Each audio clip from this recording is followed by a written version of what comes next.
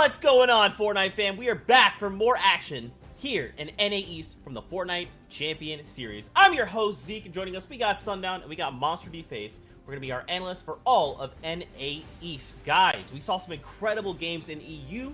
Are you amped for NA East? I'm so excited for NA East. Had the opportunity to cast EU with Clay and get a chance to watch that action, but now on over across the pond, and we saw a ton of action in the semifinal. The pool of players is going to be absolutely ridiculous, and it's going to be great to be down. And if it's anything like last week, Zeke, we know we're going to have a tight competition at NA East. They stepped it up for sure. Ooh. I can't wait, friends. I can't wait. Now, of course, we're getting ready to hop into all the action. The battle bus is being prepared for us. We got some casters, but first, let's talk about the show. Starting with the tournament format itself and what you guys can expect and what we will be diving into. Now, keep in mind, the last 2 weeks of competition have been self-contained games. So we have started with round 1 that is open to champion and above. Come out of there, we have the top 3,000 players move on to round number 2. And now we ourselves are tuning into round number 3, where the top 100 players will advance, where the top 50 players advance to next Friday's heats. Now, of course, the big thing to remember here is that players will have potentially played 14 matches before getting to this point and now have to play another 6 in hopes of qualifying in the top 50 spots. Now, there will also be 200 players that are joining us through series points, and those will be accrued kind of on the back end, and we'll touch base with that a little later on. We'll take a look here at the heat breakdown and the grand finals breakdown. I mean, Sundown, these games themselves have already been absolutely wonderful and incredible. But the heats, though, this is on another level. The heats are another level for EU and NA. The top 50 players, the top 50 players from each one of these qualifiers will advance through. They get funneled into the heats. There's 4 heats, 100 players per heat. Top 25 from each one of those 4s advance to the grand finals, where we'll see another 6 matches, and in the end, one FNCS solo champion will be crowned per region. Ooh, the excitement is so real. Now, of course, you're probably asking yourself, well, how are these players racking up the points? Don't worry, we got you guys covered. The point format itself, very similar to something that you have seen in the past, and if you've been keeping up with all the action, you've been with us, you're very familiar with it. But for those of you that might be new, check this out. Victory Royale worth 14 points, plain and simple. Placing anywhere between up to top 75 will get you at least 1 point, but you want to try and place top at least 10, because that's when you'll start to get those big chunk of points, and then top 5 and upping the incremental point differentials. Now, of course, every elimination is worth a point, but now it is capped at 20 eliminations. So if someone gets 25 eliminations, they're only walking away with 20 points total. So a maximum of 34 points can come out of a single game. And don't forget, there is, of course, prizing up on the line for all of these players. Everyone who does participate, all 100 players who have made it to round number 3, will, of course, walk away with something for their time. A little bit of cash, you know. $5,000 isn't anything to scoff at, huh, Monster? Yeah, definitely. I'm sorry, 3,000. This is NA East. Right. But hey, it's still big money. We're talking money for playing not even at the grand final stage. Like, they're just working their way to heats, and this is what Fortnite does, what Epic does. They take good care of the community, but we saw that this is also a big thing to play for, right? Everyone wants that first place. The regions have been showing that as well. That's right, man. It's so cool to see everyone getting a little bit of that pie for making it this far. And of course, you know, don't forget, top 50 is really where you want to try and land.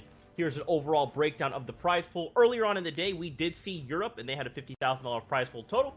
Here in NA East, $31,250, and the other regions are there on your screen. Now, don't forget, we're back tomorrow, same time, same place. So if you missed EU today, don't worry, you'll have a second shot tomorrow. With that being said, the next thing I actually want to talk about, there's 2 big kind of like announcements that I did want to touch on. The first one is actually something that revolves around Party Royale. If you've hopped in, you've been keeping up, you're already aware of this, or even if you tuned in earlier, you heard my announcement then, get ready for it again. It is all about Shark Week. It is an absolutely incredible time to be playing Fortnite, an incredible time to be hopping into Party Royale, because this week, on August 10th, in Party Royale, we will be an exclusive world premiere episode of the Tiger King Shark. It drops 2 p.m. Eastern and will run at the top of every hour for 24 hours. So definitely hop in, give it a watch, and you know what? Next time a shark jumps into your box, you'll probably understand why. Because sharks are crazy. They're absolutely crazy. They're animals and monsters. And obviously, for more info, don't forget to check out the blog on Fortnite.com. I'm going to be hopping to that, monster. I'm a big fan of Shark Week. I can't miss out on that at all. Now, there is the second thing that I did want to talk about is, of course, Joyride has hit the game. And though a lot of players can cruise on around in vehicles, we will not be seeing the vehicles in competitive play. So just keep your mind on that. With that, I'm going to turn it over to Sundown here this way for a little bit of an announcement. Yeah, so bringing it back competitive side of things, wanted to talk a little bit about what we had going on in terms of an official Discord server. We're working with some top competitive players across all of the regions, not only identify immediate tournament issues come, also competitive impacting bugs, reporting cheaters, teamers, looking into some of that.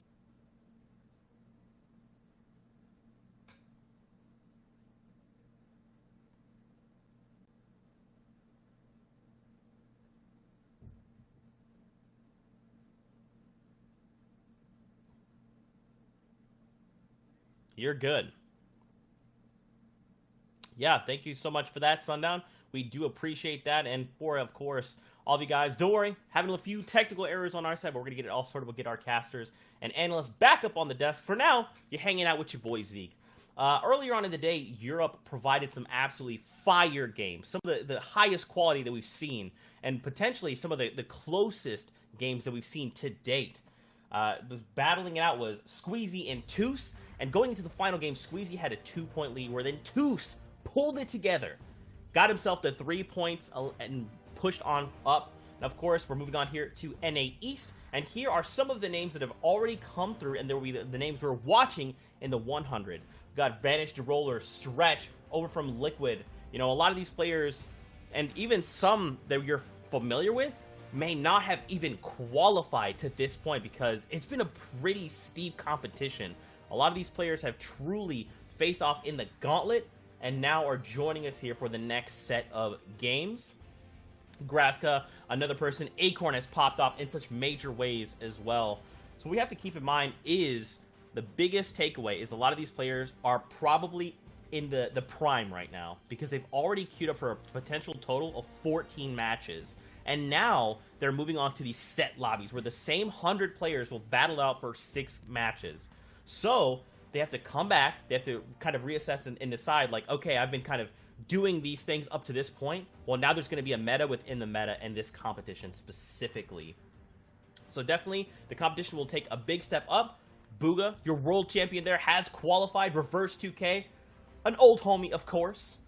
And Zexro there on screen. Now I'm going to see if my boys are here. Sundown, are you there with me? Turns out he is not. But you know who might be here in just a moment is actually our boy Bala TW, who will be hanging out with us as we take a look at more of the qualified players here in NA East. Oh, yeah, man. Fun. This is Paul, is that you?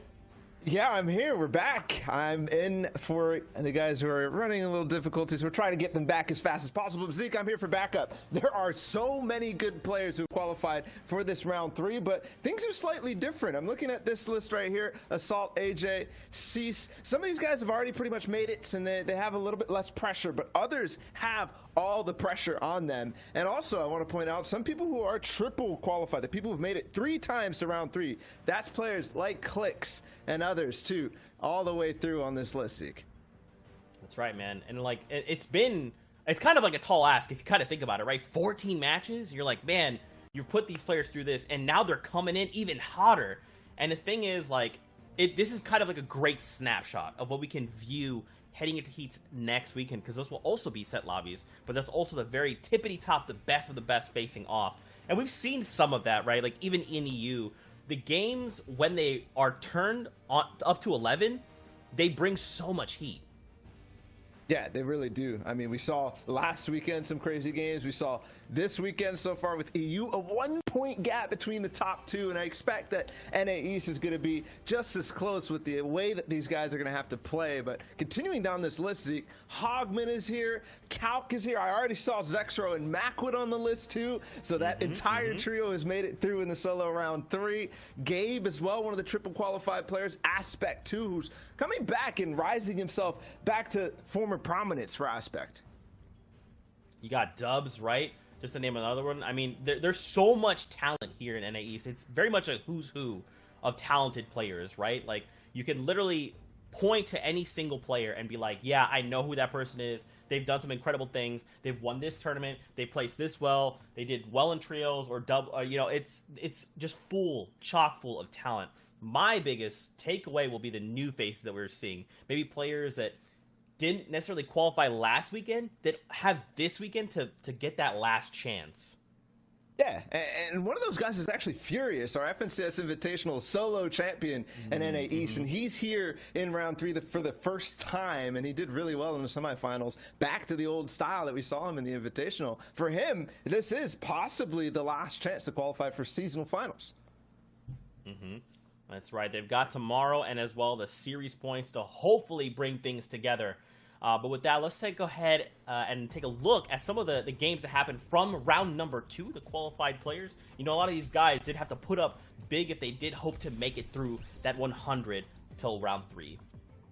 Yeah, and this is just a recap of some of the stuff that we saw in the semifinals. Slacks showed up huge, and we'll take a look at a couple of the Victory Royale moments for all of these guys. But look at the ramps that he has in the final 1v1 to block out the last player. And of course, with Kit Shockwave Launcher, which we're seeing become even more prominent in the winning moments for everybody in the zone. He's already knocked him out. That's Marzo W who goes down, but still, so many other players too. Our last weekend, day 2 champion Stretch, and also the DreamHack July champion for NA East, also grabbed a number of Victory Royales. He was up there in the top 15 in the semifinals too, Zeke. Yeah, let's not forget, last week, him and Booga faced off, right? Stretch was the one that came ahead by 3 points. And this has kind of been the big question, has one carried the other, which one is better, et cetera, et cetera. And that last week was Stretch's week, and now he might be back to try and show us again. And you know what I loved about these semifinals games right here? Is it's literally a preview of what's to come. This was one of the craziest clutches I have ever seen from Acorn, and we're skipping way ahead, but from the start he was shambles, taking out Hero, the last player before the 1v1 situation, and it was low HP all the way. You saw the crash pad to get back in the zone with literally 1 tick left, and then he dips back in. The confidence to go for that, and then the aim to finish up with the charge shotgun fire, and then the AR swap too. He's going to be contesting against Stretch, who we just saw have a 1v1 in the replay prior to that. Bro, I'm telling you, these games, I can already tell just by watching some of these replays and these key moments, it's like, you can already tell these players know what's on the line. For those who are looking to qualify, they're like, this is it. Now is my do or die. And for those that have, there's so much confidence, like you're saying, behind every little thing they're doing. Riverson here up on the high ground, 3 players left. And I mean, he's got Kit's launcher, and we've seen that weapon, that mythic weapon specifically, do so much work in the end game. Yeah, and Riverson is one of these players that, I mean, we all know him from the days that he played on West, but he's moved east, and since then has flown a little bit under the radar, but he has been performing out of his mind and starting to hit a consistency, starting to hit a stride that I think we might see him be one of the players contesting towards the top at the end of the 6 games today. That's right, and as long as they're placing top 50, right, they're going to feel good because they're going to be able to move on to heats. Now, for some of these guys, they're looking for that #1 spot. They want to walk away and say, look, in the second week, I was #1. Someone like Benji Fishing in EU, right? It's like, to pull out, Reason was day #1, Benji was day #2, so you can walk away and be like, okay, so not only did you play all day, but you came out as #1, I don't know that I can go to that landing spot that I wanted to contest you at, or now I know if I run into you, I have to be super careful because you are a threat to me now. And we saw turmoil in EU. We saw turmoil even a little bit last week in NA East in week 2 in terms of drop spots, these early plays. And there's going to be more of that too because Booga and everybody else are so key to try to hold on to their seasonal final spots. That's right. Welcome back, Sundown. Sorry about that again, everyone. Just some technical difficulties. We've got the boys back in the house. We're gearing up to hop out of Battle Bus to get into the first game of the day. Be there in just a moment, so stay tuned. Sundown, I mean, these games are turning. I hope, especially you guys, you and Monster, who kind of pulled these clips together. It looks like a lot of these people are ready to play. They've been ready to play. As we talked about before, this format kind of gets you ready to go, and if you're able to carry the momentum over from the first 2 rounds into the finals, that ends up being a really easy way to tell kind of who's going to end up having a good day and who's not. Man, that's momentum is the key word there, right? Speaking of momentum, it's time to get going. We're going to get ready to send it over to our casters to get us into the first game of NA East, Aussie Antics, and Shia Wager. Take it away, gents. All right, game number 1, NA East. It's time to do it again, and there's so many things on the line. My name is Shia Wager. This is Aussie Antics, and we're going to be holding down the fort for you guys today. Oh, we're going to be holding it down indeed. I'm so ready to get into these games. Yeah, and like I'm noticing. Okay, yeah, let's go for it. We're going straight into games. Game number 1 is starting. The battle bus is ready. These guys have already landed down. Probably they're fighting out. Now, one thing that was said is that a lot of these guys have qualified, but I've noticed something else though, Aussie. What have you been noticing, Shai? Hit us with it. I've been noticing that a lot of these guys who are playing today have been on teams together before. So I'm looking at Mac, Zex, and Calc. Macwood and Hogman, too, who do it at one point. I'm looking at Booga, Stretch, Clarity, G. Although some of these guys have already qualified for heats, respect and beef is on the line. Casker, Posick, so many players who are used to playing with each other are now going to be set head-to-head, and I can't wait to see how that plays out in Game 1 of NA East. Yeah, sometimes it's friendly rivalries, sometimes it's just rivalries. We talked about earlier, Zeke mentioned it, who carried who in duos, right? There's always these kind of conversations around those big names, and no one wants to be known as the one who was like the weight of their team. So yeah, there's big teams trying to show up. Last week, Stretch came out on top of Booger. Can Booger do it here today? You just don't know. And some of these players have already qualified out of their teams, some haven't. So they've got more to prove than their counterparts as well. And coming into these games, they talked about, it's all about momentum, but it's also a lot about pressure. This is your second last chance to qualify. If they haven't already got their spot, they're feeling the pressure more than their friends. Yeah, you're talking about momentum, pressure. I just think about holding your drop spot down with those 2 words, because that's where it all kind of starts, right? With 2 hours as well, just to play, and then maybe a 30-minute break before round 3, you don't get to do too much research, and it's that much more intense when you're thinking about where you want to drop.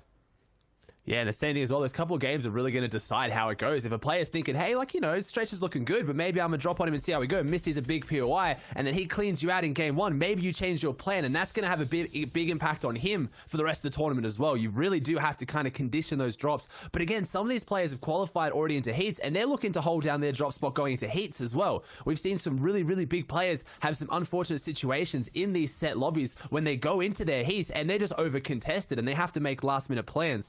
But I'm looking at players like Booger, who have been changing up their drop spot quite a lot, who have that versatility. They have a backup plan if all things go wrong. But I know, like you said, some of these players haven't had time to figure out their backup plan yet. Yeah, I mean, they literally still have questions in their mind, but you have to find answers now. Today's all about making a statement, and game 1 is where you can make the biggest one. That's where people start to get confused, maybe switch their drop spots. So already 10 people down, Aussie. I'm curious to see how far these early fights will go. Yeah, 10 people down already. Wouldn't expect that one as Glace. Obviously, here's a player over here taking on some Marauders. Massive audio cues there. Marauders obviously giving you quite a bit of loot if you can lock them down. But just like that, Edgy, a player you would not expect to get caught out like that as well. Edgy already out of here. One of the most consistent NA players you're ever going to watch. But those Marauders, they're loud. When they find you, they're loud. But also, you've got to be loud to take them out. And Glace, here's that. Comes over from Orchard. And he has now got all of Orchard and a whole pack of Marauder loot. He is looking phenomenal into game 1. Yeah, these are set lobbies, so Edgy has a ton of time to think about how that happened, what to do next. I hope that doesn't fully affect his mental. We're tuning in with Cuddle Bear Gamer 1, who I'm pretty sure is innocent, and he's on his own fight all the way over in the water. Yeah, it is. Cuddle Bear Gamer looking to try and not be so cuddly here in this first fight as the boat comes in. Maybe one of those rotates that will change up in future. These players probably didn't know they were going to run into each other out here, but Innocent's happy to run into this fight with the SMG out. Does some serious damage. Just noticed, wasn't even carrying a shotgun. I'm guessing based on this loot path and this drop, maybe just doesn't actually have the ability to get a shotgun on this rotation, but proves he doesn't need it here, but he's not looking the greatest on loot for it. I mean, it's so early in the game. First zone barely just showed up, and people are starting to just see where to go. That being said, Innocence is ahead of the game. He's there with the beams. He's down for the count and looking to just deal that damage. Dealt some serious damage. We tune back in over a Trick, someone I haven't seen too much. Don't know, maybe first time in the qualifiers. Didn't notice him too much last weekend. Got 2 Peppers in the inventory. Had a lot of discussion around the mobility in the game right now. Who's carrying Peppers? Who's carrying Crash Pads? I think just from watching some of those players that really are dominating in these stack lobbies, like Stretch, like Arkram, who are just putting the Crash Pads to ultimate use. But the Peppers still have their own rights as well, especially for mid-game disengagements. As Trick looking to pull out a trick here and be a little bit sneaky, not opening up this chest, so Jelsi might come in here into this little trap, hear the chest and want to get it, and Trick is waiting right on top of it. Oh, this audio cue is so unfortunate for Jelti if he does come by, but he's avoided the house. He's moving on. I'm pretty sure we've always seen this house be a type of trap. No, there's someone else actually who's coming in. Doesn't have to be Jelti. I think Trick is going to drop down. Big charge shot, but he misses in the box. That's another spray that just lands, though. Yeah, interesting. Like, I mean, I remember me and Sundown were talking about this a couple of tournaments ago. It's just using those old school Battle Royale-esque strategies. With all the building in the game right now, it's a lot of kind of like brute force fights in Fortnite, but just kind of going for those old sneaky strategies, hiding on top of the chest, hiding around the corners, just getting those advantages. And they do. That's a really big elimination. And Trick now has so much loot, he can't even decide what he wants to do with it. I mean, what I looked at before when we just tuned in with Trick, we were talking about Peppers versus Crash Pads. I feel like the more offensive players, aggressive players, they go for Crash Pads in their inventory. Trick having Peppers early, just a few shields and guns, might just want to stick to getting more shields, keeping those Peppers, and staying alive for late game. Ninja on height now, that's a bit of a throwback shot. This is what we're going to see. If Ninja on height can pull off a win on height, that would just be phenomenal to watch. Kind of coming around here. Good drop spot knowledge here to know he can crouch through that window to get a nice little angle around here. Steamy stacks. A PY we haven't actually seen too much drama around, to be honest, surprisingly. It's a great PY on the map, but the fight's breaking out, and Ninja on height jumps in. He goes off the height. That was so close. He was on 4 health there in a single tick zone. He had 3 more seconds to close that out, and he does, taking down Polarized, a big name in the finals today, and I'm not entirely sure who Ninja on height is. I don't know either, but you were talking about classic Fortnite. That's one classic fight for drop ownership. Staying in the storm. I didn't even hear any SMGs, just classic shotgun trades. Good job by Ninja on height, and we'll see if he does take that high ground and win the game. He's got that extra mobility out of Steamy as well, so the Storm fight there, not such a big deal. Got his Storm Surge tags now as well, so he can rotate a little bit late. We see some of those players going for those later rotates, sitting in zone a little bit, and it does work well, but if you come from an uncontested drop, you need to find your Storm Surge tags somewhere, as we have already lost 15, so maybe NAE's gearing up today, maybe not going to see too much of those Storm Surge issues, but if you're going to get Storm Surge in any game, it's usually in those first couple games when, like you said, Shy, people are trying to find their play style. They're usually playing a bit more passive, feeling out the games, feeling out who's around them, and not taking as many fights. So if we're going to see it at any point, we're probably going to see it in this game. Yeah, you're talking about Storm Surge. Let me just quickly give you guys a rundown of it in the shortest way possible. Basically, you have to deal damage, and if you don't deal enough, you start taking damage. So Zextros is going to want to get closer to the middle of the map, base up like he is right now, and then just look for tags long range, get that damage dealt more so than all his enemies around him. Yeah, he's got that burst R in hand too as well. That extra zoom that was added in the most recent season of Fortnite, it helps a lot for those long-range tags. This is usually a go-to choice for a lot of the comp players getting their tags as Day. Looking to do the same here, and it does. It changes up the way these kind of stack lobbies play out, because you don't just take shots on enemies you might be able to eliminate. It's just getting damage for the sake of damage, but quite often it can get you kind of held on your rotations too. People are looking to aggressively take some damage on you, so if you're not in the right spot and you're not picking the right rotation, it's going to cause a lot of issues, as Day looking like he's picking a good rotation, as we get a pretty brutal zone for players. I'm imagining around that kind of caddy corners, misty areas. We get a really far northwest zone, which is quite a difficult zone for some of those players to make it through. They have to rotate all the way from their mythic and difficult POI up through authority, as Day's getting into a fight here. Yeah, beams and bounces all around. I'm not sure what Day wants to do, which person he wants to beam first. There's his target. Nice quick shot off Posick, actually going down. Such an amazing player. Won't be able to see this end game. Now it's Drowsy and Seatplit, who are also just taking this fight, but I think Day now is the one conducting everything. He's going on the wall, box to box. Crash Pads might be able to save Krause up top, but I don't think it's going to be possible. Day is still chasing him down. I think he needs to calm down just a little bit before he gets a little bit too ahead of himself. No, it looks like he wants to get ahead of himself. Like, the launch pad came out and Day is still following here. He's chasing it down. Doesn't need this fight. He has that launch pad on the ground if he wanted to just box up on it, but no. Day thinking he wants to close out this fight. He did come through and he heard the Drowie was taking some damage. Day up against the wall now. I think we're going to have a classic charge shotgun versus tack. No, Drowie has the charge shotgun as well, so he can play that defensive game. He's dropping down, just trying to get what he can out of this fight, but Day is just giving him no breathing room. He is not letting him get out of this one, as I believe that's Drowie's second launch pad. That's 2 launch pads placed space there just to get away from Day. That is not how Drowie wanted to play his mid game, as Day still not letting up. This is a stack lobby, Day. This is not a pub. You have to slow down here, but maybe this is the play here, getting some eliminations on the board early, as Blake now looking to see if he can capitalize on this, putting out more pressure on Drowie, and after all that, Day doesn't even get the elimination. Oh, he does. He gets that last shot as Blake, as pressure applied, is just enough to give Day the opening to finally lock it down. I mean, just think about Day's playstyle, right? All the way until the last game for semifinals, the round just before this, he was in first place. After that, he got bumped down to fourth, but he's playing aggressive and it's working out today. The people who end up in the top 5 for semis and then play this round, they're under a lot more pressure. So Day is just sticking to his game. He's going to keep diving in boxes. I just hope it doesn't end up bad for him. Yeah, we saw that a little bit as well. P-God, obviously, who came first, and I believe day one of the NA East qualifiers as well. He came into that with a quite aggressive semi-final, toned it back for finals, but he did. He still stuck to his gameplay. It's sometimes not just aggression, it's just confidence as well. And in these set lobbies, especially some of these players who, wow. Sizz Lucky, now that's an old classic name going down here. Sizz Lucky, a fan favorite one to go down here. Oak is picking up that elimination. I was going to say, some of these players who maybe their first time in the finals, having those nerves, they can be easier eliminations. Those mistakes you wouldn't expect top tier players to make are normally going to happen in these first few games as they try and feel out the lobby. Yeah, filling out the lobby and filling out the map too. On the bottom right, it's kind of blown up there. You can see exactly who's under more pressure. On the south side and the east side of the zone, they all have to move in, but look at how much space is already taken from Okus's point of view. Yeah, he's got one elimination, but that doesn't actually make him have any more space. Pandoosh, TCAS up top, these guys are not really side by side, but they're claiming every possible beach, hill, shore, and grassy land that no one else can really tag to. Yeah, and we saw how brutal water zones could be last season. This season, not so bad, because usually the water is now so shallow that you can build out of it, but it gives very clear sight lines. If you don't have some kind of rotation and you're just swimming through the zone, you have nothing to hide behind except for other players' builds. So this first game is a really, really difficult game for these players because they have to set up insanely well. If they pick the wrong island, if they try and go too far, nice headshot snipe. Ninja on height goes down. He does. He makes it out of Steamy. He doesn't get too far, though. This isn't that far from Steamy, but we've seen how deadly that headshot snipe can be. With only 2 bullets remaining, Shaw gets his second elimination of the game. You were talking about players having to set up, Aussie. Right there, Ninja on height got completely set up going for a beam back in Storm. Just when you think you're safe, I think that's the most dangerous time you can kind of pick to try to go for beams next to the zone. That's a big snipe. That's really good there. And we'll see exactly what that ends up going on for in the late game.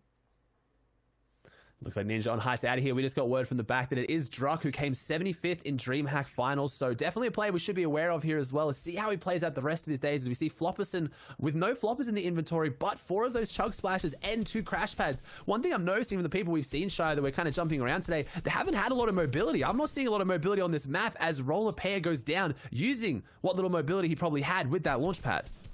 I know exactly why. That's what the 3rd launch we've seen and maybe the 8th crash pad so far this game. Everyone's just trying to play so safe and disengaged that all the mobility is just basically leaving their inventories. Look at how tight it is on the minimap on the bottom right, Aussie. You basically have to use your big mobility if you want to get past these players. Yeah, we're going to have to as well. That's what we saw that as well before. Day just chasing someone down, just running, using all the mobility they had. So maybe that's why some of it's going down as Flopperson looking to try and make his rotate on foot and not have to use those crash pads. We've seen how good they can for those late game refreshes. As one of the main issues right now that a lot of these comp Fortnite players are facing at the highest level is the amount of metal availability on the map. It's hard to get it right now and they need their refreshes endgame.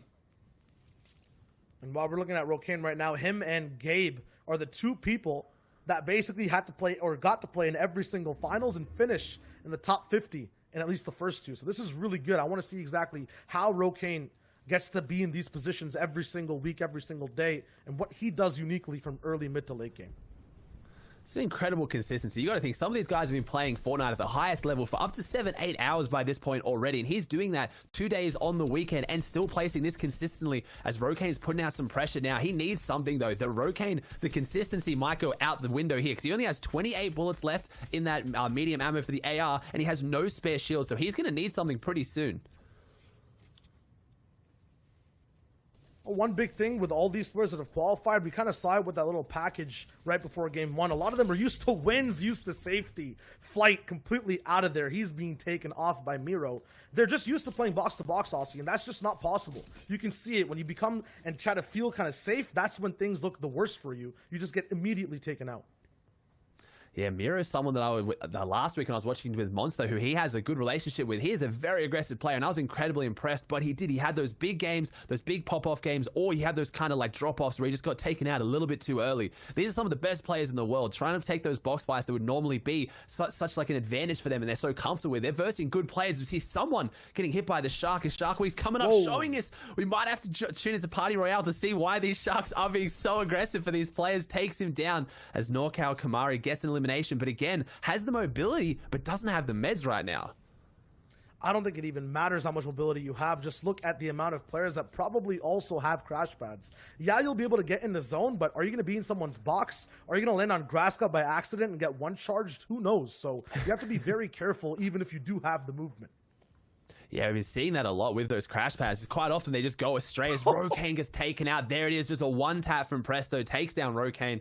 The consistency is going out the window, but still got 5 games to make it count. With how good he's been playing, I would not be surprised if he just maybe had a bit of a misplay here with his rotation, maybe change something up, and he's going to go back to his old play style. But this is a difficult zone to start with, as Presto now sitting up in this cone, just looking for the damage going around him. Here's someone get the shield crack, needs to try and find him if he wants to. Knows the players beneath him, has the floor, but I don't believe he has control of that one, as it is Flopperson who made that rotate earlier.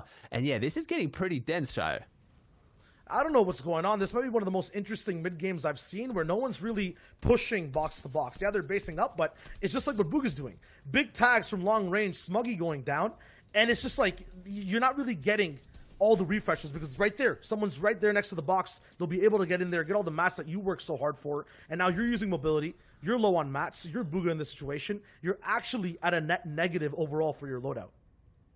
Yeah, exactly. He didn't get anything from it. He got the siphon, but that's about all he has to claim from that one. And yeah, like you said, it's you get the eliminations, but you have to get the refreshes off it. It's why I'm seeing a lot of the players that are doing so consistently. Is Booga just has to pick up the scraps. He gets a bit of mats, but again, what he's really looking for is those extra meds to carry. Just so if he gets tagged up endgame, he's going to struggle. But I was saying a lot of those players we're seeing play so consistently, Benji, Fishy, Stretch, Arkrim, they're changing up their play style in this current meta to try and go for those refreshes really close to him in endgame, rather than maybe going for those beams out of the sky. Because yeah, it gets you a bit of points, but in such a high consistency placement format, and what I'm talking about obviously is how many points you get for placement versus eliminations, it is worth getting the eliminations only really if you get the refreshes. 1 point's nice, but really it's the materials. As illest goes down to Pandush though.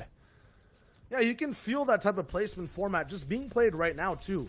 Yeah, it's not a moving zone, but this is the effect of just playing for that end game, staying in your boxes. Every POV we're seeing is basically a window shot, timed perfectly, gaining eliminations. Pandush did it. We saw Booga do it too. Flopperson tried to, and now he's also moving out very early. I'm just very curious to see how these guys will rotate right after this. That's another one. Onto Jared's. Pandush is looking really good right now. Well, so far it looks like the Fortnite gods being a little bit favorable though, where I see those two dense kind of like amounts of players. Not only did a lot of them down here in this southern zone get the half-half, also there's 2 airdrops. That means there's going to be a guaranteed community launch pad for all those players, which they're all going to know that as well. They're looking around each other to think who's going to place it as Stretch goes down in the feed. Obviously our winner from last qualifying day 2 has gone down here. So this lobby, this round is really making a lot of these top players struggle. The Fortnite gods might be next to Bandush's box too. Not only did he get 2 eliminations, he gets a care package, an airdrop basically right beside him to take for a free launch pad. Here is a huge bunch of boxes though. Clarity, we got Zextra, we got Day up top too. These guys are basically in the top 5 from semifinals, and they're going to be rotating right beside each other. Yeah, it looks like Clary's going to be setting up for that crash pad as well. He's going to try and maybe kind of link a few of them together, obviously based on momentum. If you can get a few crash pads going in a row, it's quite favorable for you. There's one. Let's see if he hits the second one as well. He does, and we'll see how far he goes. Look at that. Makes it almost, he does. He makes an almost complete opposite half-half. But as you said it earlier, Show, quite often when you make these rotates, you end up in the box of an enemy, or they end up in your box, and Clarity reacts quicker, takes down Crispy, and he gets a good rotate with a nice little refresh now. That is the perfect thing for Clarity, though. It's usually trouble for a lot of other players, but if you put this man in someone else's box, or even put someone else in his, he will always win every single time. I don't know if I've ever seen Clarity even choke a clutch, but he's so good in these stressful moments, and you just saw it right there.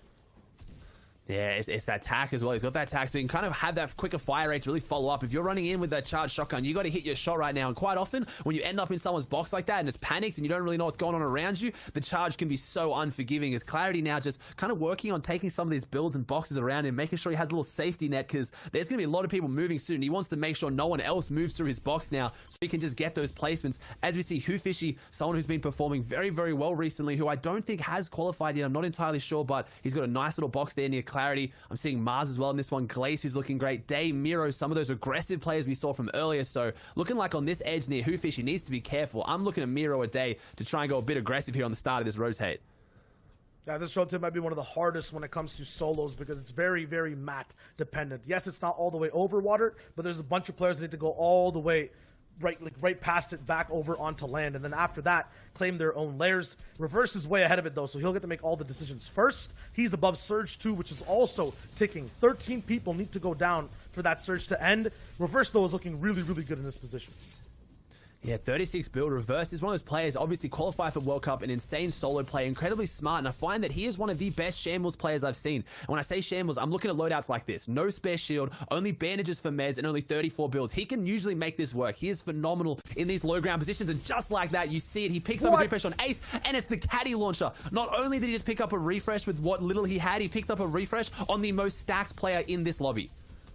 Stacked, but Reverse still isn't. Just 4 more shockwave launcher uses left. Booga is on the back wall, 2 in his box. Sure, get out of there. It's time to go all the way back to land. Booga has 18 shields now, enough to pop a little bit more, a lot of mobility. He just needs to situate himself really fast, heal all the way up, and I feel like he's looking at a really good game ahead of him. Yeah, he's got that launch pad. He's also got the 4 crash pads. So he's got as much rotation as he could need right now with that 1 flopper, which is, if you take a couple of those storm ticks, is so much more forgiving. As he makes the rotate across, but what is not forgiving is going through the sky with players in the lobby that have aim like that. Booga almost gets taken out, but he has his little breathing room to get his material, to get his meds off now. Still got some material in the back pocket. Booga is looking really, really good in this lobby, Shire. Yeah, he's got his secret weapon, and that's materials. 82 of them to boot too, and we're just hitting the 7th zone. If he gets to just basically have his own lair, no! He went to the skies, you can't build there, and Booga gets taken out.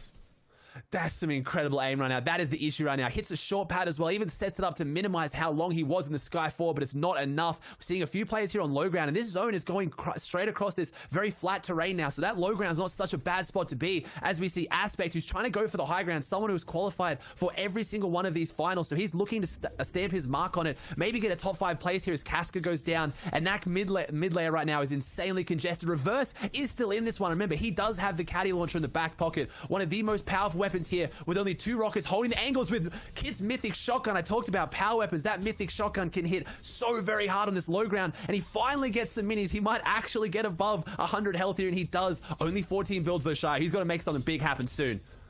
He was a ticking time bomb on low ground. It was only a matter of time before he wants to go for height. He got 8 more rockets from that elimination too, so now he's pushing all the way for the top. I think it's Turkas up there who's now on the defensive side. Only crash pads can save him. Reverse is in control though of the lobby. 2 eliminations. He is out of mats, so the next decision he makes is the most crucial one. We see Dubs on low ground right now, so we've got 2 solo World Cup qualifiers still in this lobby. Dubs trying to make his way through. He's got 26 builds left, 2 eliminations, got the crash pads, but Reverse he's at the tippity top on his throne, but he has no build, so can he hold it? Is someone going to dethrone him, or can he stay up there? Dubs still pushing through on these lower ground layers. You see Pando still in this one as well. Turkus is down there. Fishy on the low ground near Furious. That is an aggressive fight as Reverse goes for it, using the shockwave to stay off these builds to make sure no one edits him in. He's got to try and make it happen. He does. Can he jump up? Can he get this shotgun shot? No, the player's staying beneath the build, and he just can't get in. Takes the heavy shot back for it, trying to make his way through. He's dropping down. This is it. This is do or die now. Reverse goes through, gets the elimination. He is just dropping down through layers. Dubs is down there though. They're going to run into each other soon. Don't know if he can hold on to it, Shio.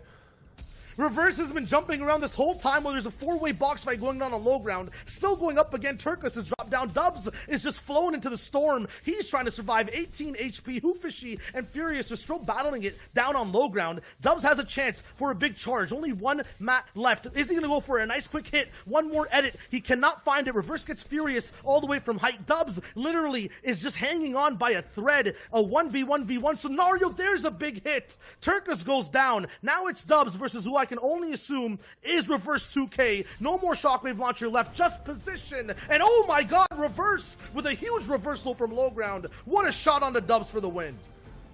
Reverse picks it up. He brings it home as well. We see two World Cup players going head-to-head. The old Vanguard, they still prove that they have what it takes to go up against all these other insanely stacked players. There was so much going on there, Shio. I think we're going to have to throw it to the analyst desk to see exactly how Reverse pulled that off, just bouncing around with the Shockwave launcher.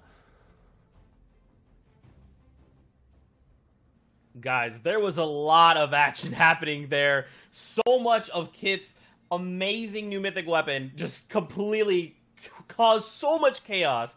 Mad respect, though, because Reverse used it, like, typically you would use it to try and launch other players into the storm.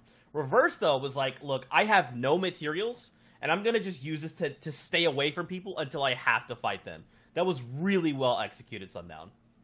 He did a great job using what he had in his utility in his inventory. The lack of builds kind of towards the end, he wanted to get on the edge of the fights, but wasn't necessarily sure how to navigate it. So putting the Shockwave launcher to good use and hitting shots when he needed to. There you go. There you go. You like to see it. I mean, Monster, that was pretty well executed. I feel like that the dubs there could have gone either way, but in the end, Reverse 2K does hold the Victory Royale. And of course, they're players they've qualified. They're here for a reason, right? Yeah, these are players that have been consistent all the way through, dubs included, and that's why he's going to be a part of this whole package here. But it's Mira who we want to highlight. Players that have qualified multiple time and time again. Remember, we're at the third trial for bringing players into the heats, trying to break into that top 50, and of course, there's series points. But players like Miro have shined in the open days and haven't quite found their stride as we got closer and closer to heats days and grand finals. Yeah, so far we've only seen 6 players qualify for all 3 of the round 3s. That's Liquid Gabe, Pure, Day, NRGs, Clicks, Sentinels, Aspect, Miro, and then C and Roque. Day has honestly been probably the most surprising out of that group in terms of his aggressive playstyle and picking up key eliminations and continually putting himself in a good spot to contest for the top. You can see some good pressure in the box fight here against Drowsy, and he's able to hunt these down and turn them into eliminations in points over and over again. And honestly, so far, in terms of players who have impressed me the most over the course of the solo competitions, Day has got to be up there.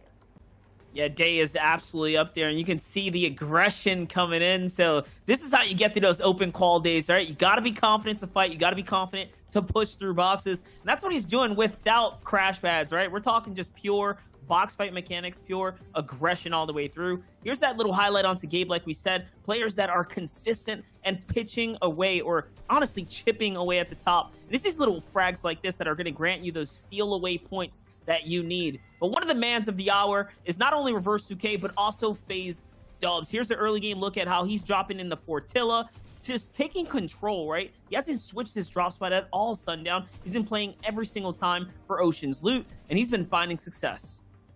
And I think Ocean's Loot is a key part of Dubs' strategy, particularly because he's a player who enjoys trading so much. He likes getting box to box. He takes those fights. You remember it from the World Cup days, him throwing the tomatoes at walls, signaling, hey, I'm friendly, and then just pushing and going absolutely for broke. And you can see him doing the same strategy. Now, one thing I want to note during this run, check right here. 2 eliminations, single-digit builds, only 7 builds going through, but what he's able to do better than any other player are these quick reaction shots and turn high-impact eliminations into more than one. He chains them together so well, picking up the player there in the storm, using the siphon to stay in, and then a well-executed drop down here to give himself the second place, picking up Turkas, but unfortunately going down to the veteran Reverse 2K, both the solo World Cup qualifiers as we were called out, but Reverse catching the better of him there with that shot.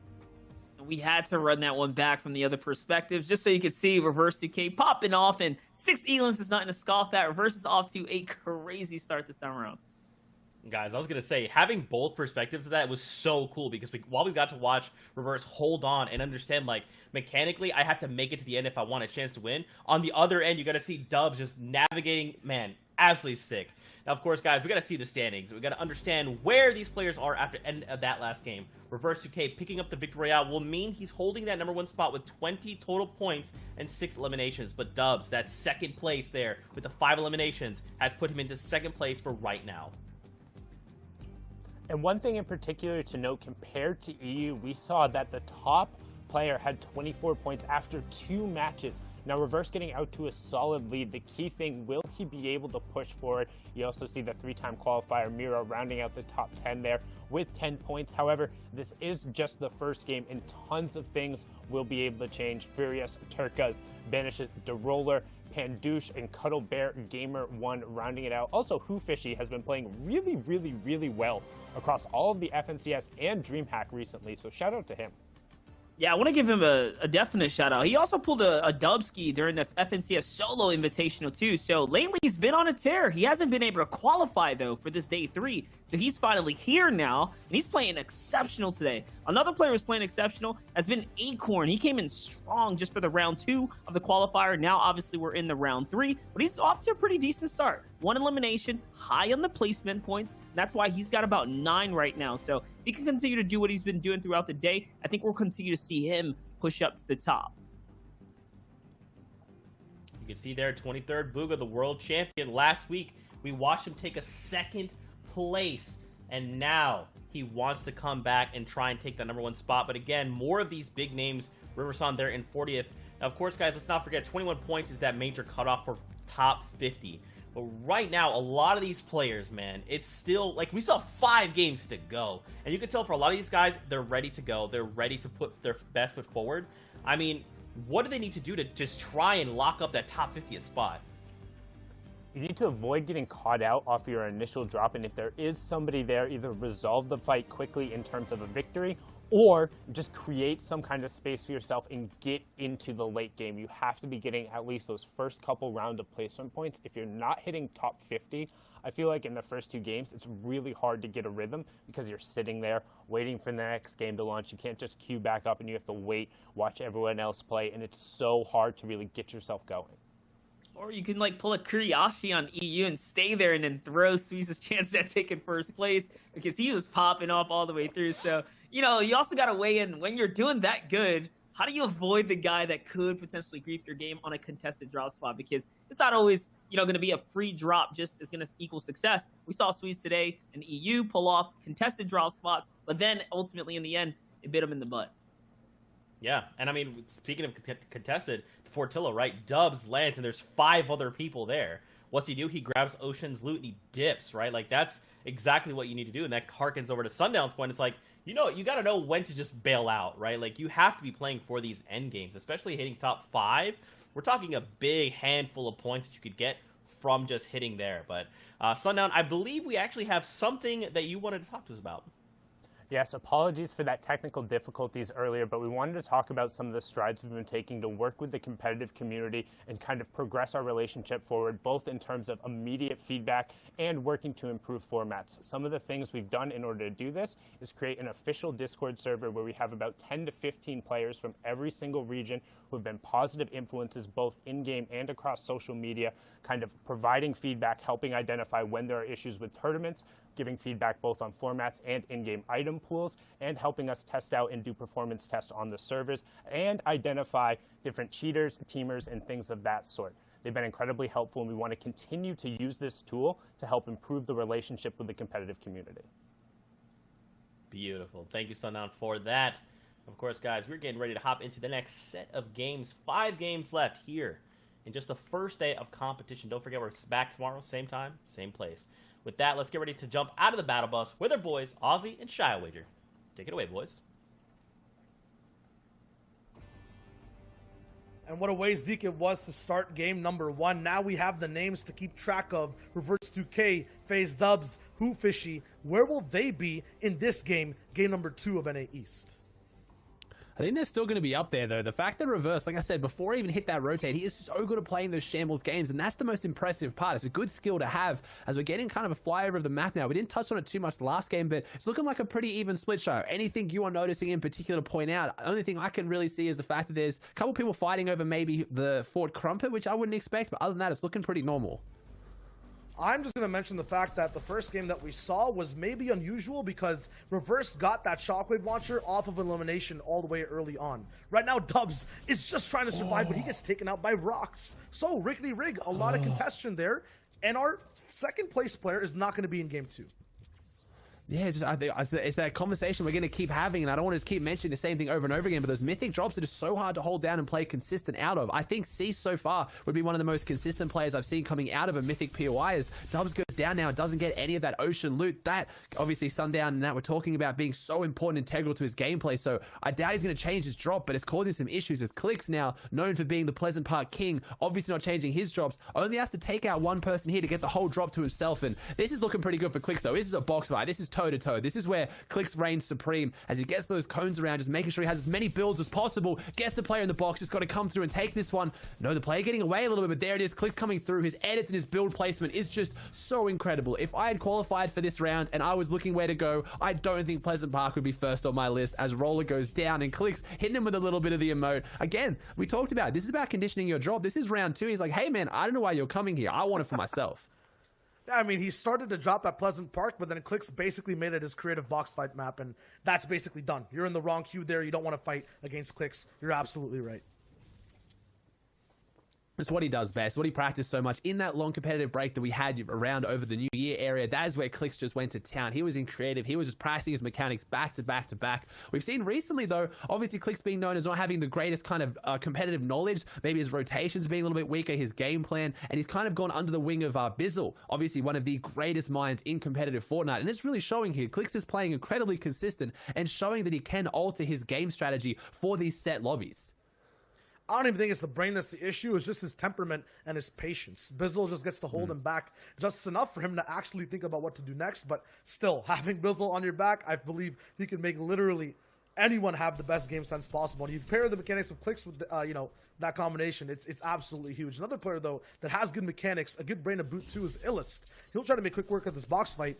Voom is going to have to just try to just get away if possible, because less shields up against Illust, it's going to be very hard to win. Yeah, and you say he's got the loadout to make a quick fight possible too. He had 12 crash pads. I have no idea where he's found those. And comes through with the low ground side jump, just takes down Voom with style, and he's still got 11 crash pads now. So I don't know. I was obviously talking to Reet the other day, and a phenomenally good player out of NA West, incredibly aggressive controller player, dropped 19 eliminations in his semi-final qualifier, and it was off the back of crash pads. If he gets a full set of crash pads, he pretty much just says, all right, this is my game. The Fortnite gods have blessed me. I'm going to W key everyone because I can just get in their box. And that's what we're seeing here with Illust. It's just such a big advantage to have when you have an item that can pretty much just guarantee no piece control needed straight in the box. And if you back your shotgun aim, you're going to win almost every fight. But how far does that go, right? Because you're going to have to do that every game if that's your game plan. You're using a lot of mobility early, but you won't have late. And that's where I think these aggressive players trip up. Yes, Reet place is very high, but how consistent is that, right? Can this player too do that too? Because Furious is very used to that. He has 3 crash pads. Will he be able to do it too? Yeah, very aggressive player as well. And he was also playing a lot. He played through the whole NA West DreamHack last night. So he was playing solos for almost 9-10 hours yesterday until the wee hours of the morning. I want to see, does he have the mental fortitude to run it back today? As he gets a nice little angle here, this player has no idea. And he does. He walks straight up into it and he goes down. We see XMB falling here to Furious. Furious doesn't even need to use the shotgun. AR out just takes him down. And looks like that Peely is going to have to go back on vacation for this next lobby and wait it out. The Banana King has fallen. He had such a good run in the Invitational, looking so good, coming out of absolutely nowhere in every endgame and controlling height without really any of the necessary loot you need to survive up there. But now XMB's not going to be in this game. Furious has a nice win behind him to keep moving forward. Here are 2 players, though, who are also on the up-and-coming, Crispy and Bandit.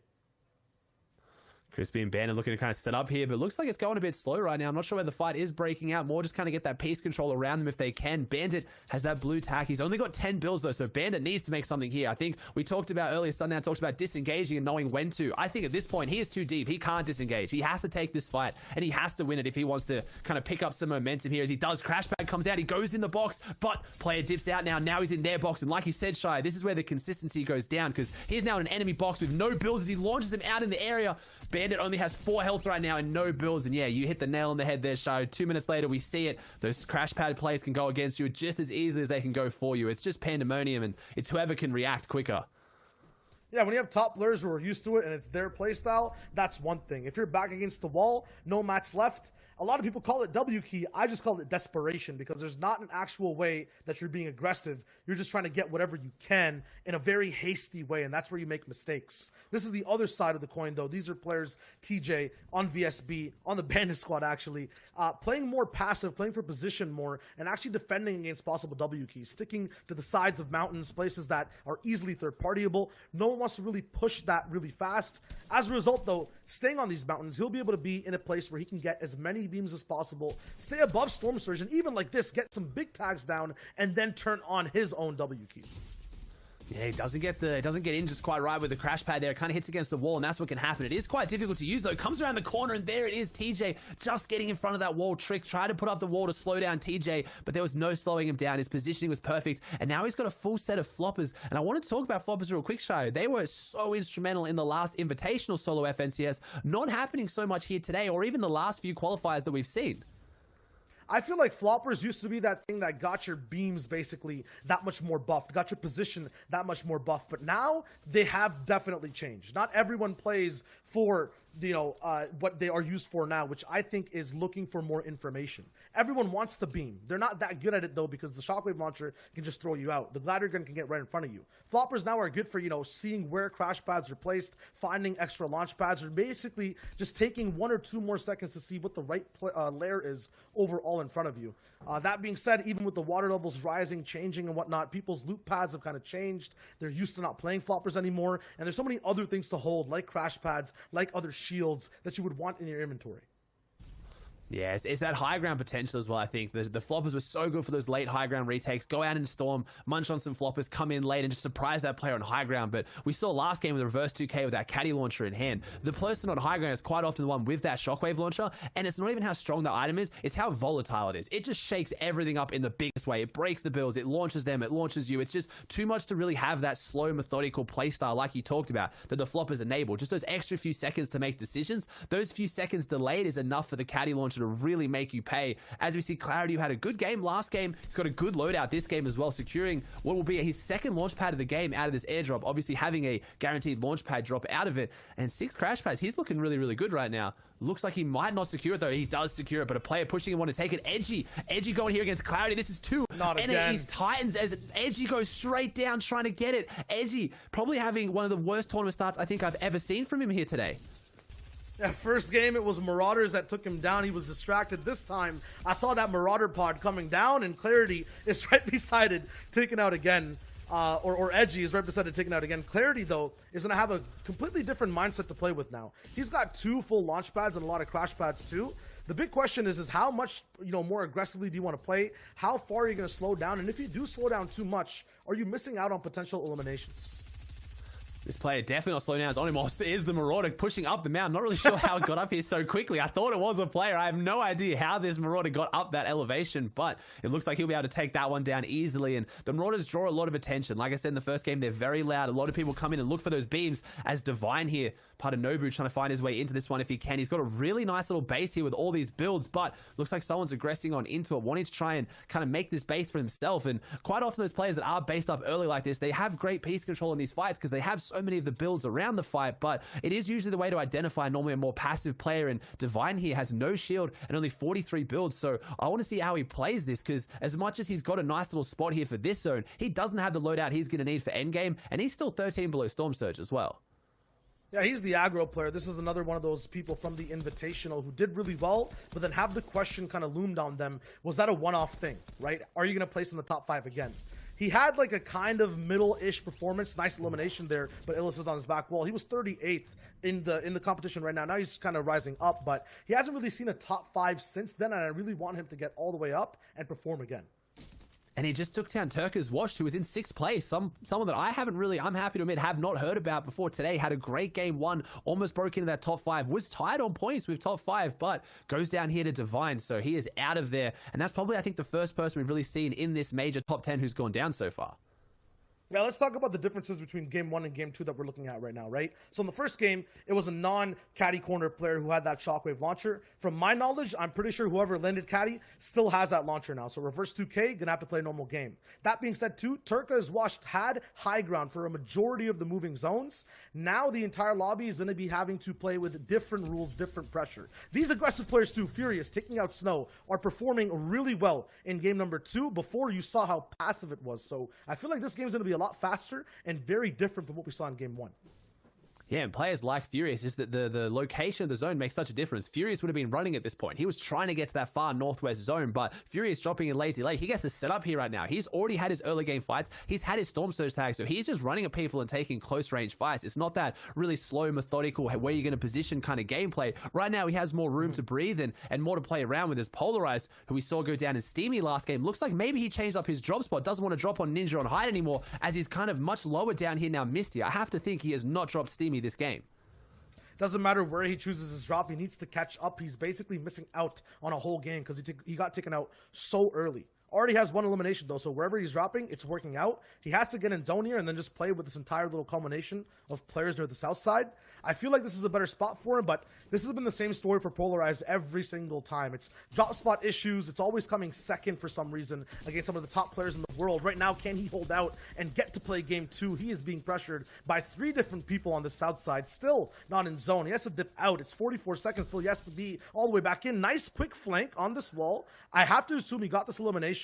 That's really good for his siphon. That's really good for his overall points. Yes, it's on D-Roller, the man who got first place in the semifinals coming in to this round of the competition. He gets his floppers up. His shields are now almost out. He needs to find more from here, Aussie.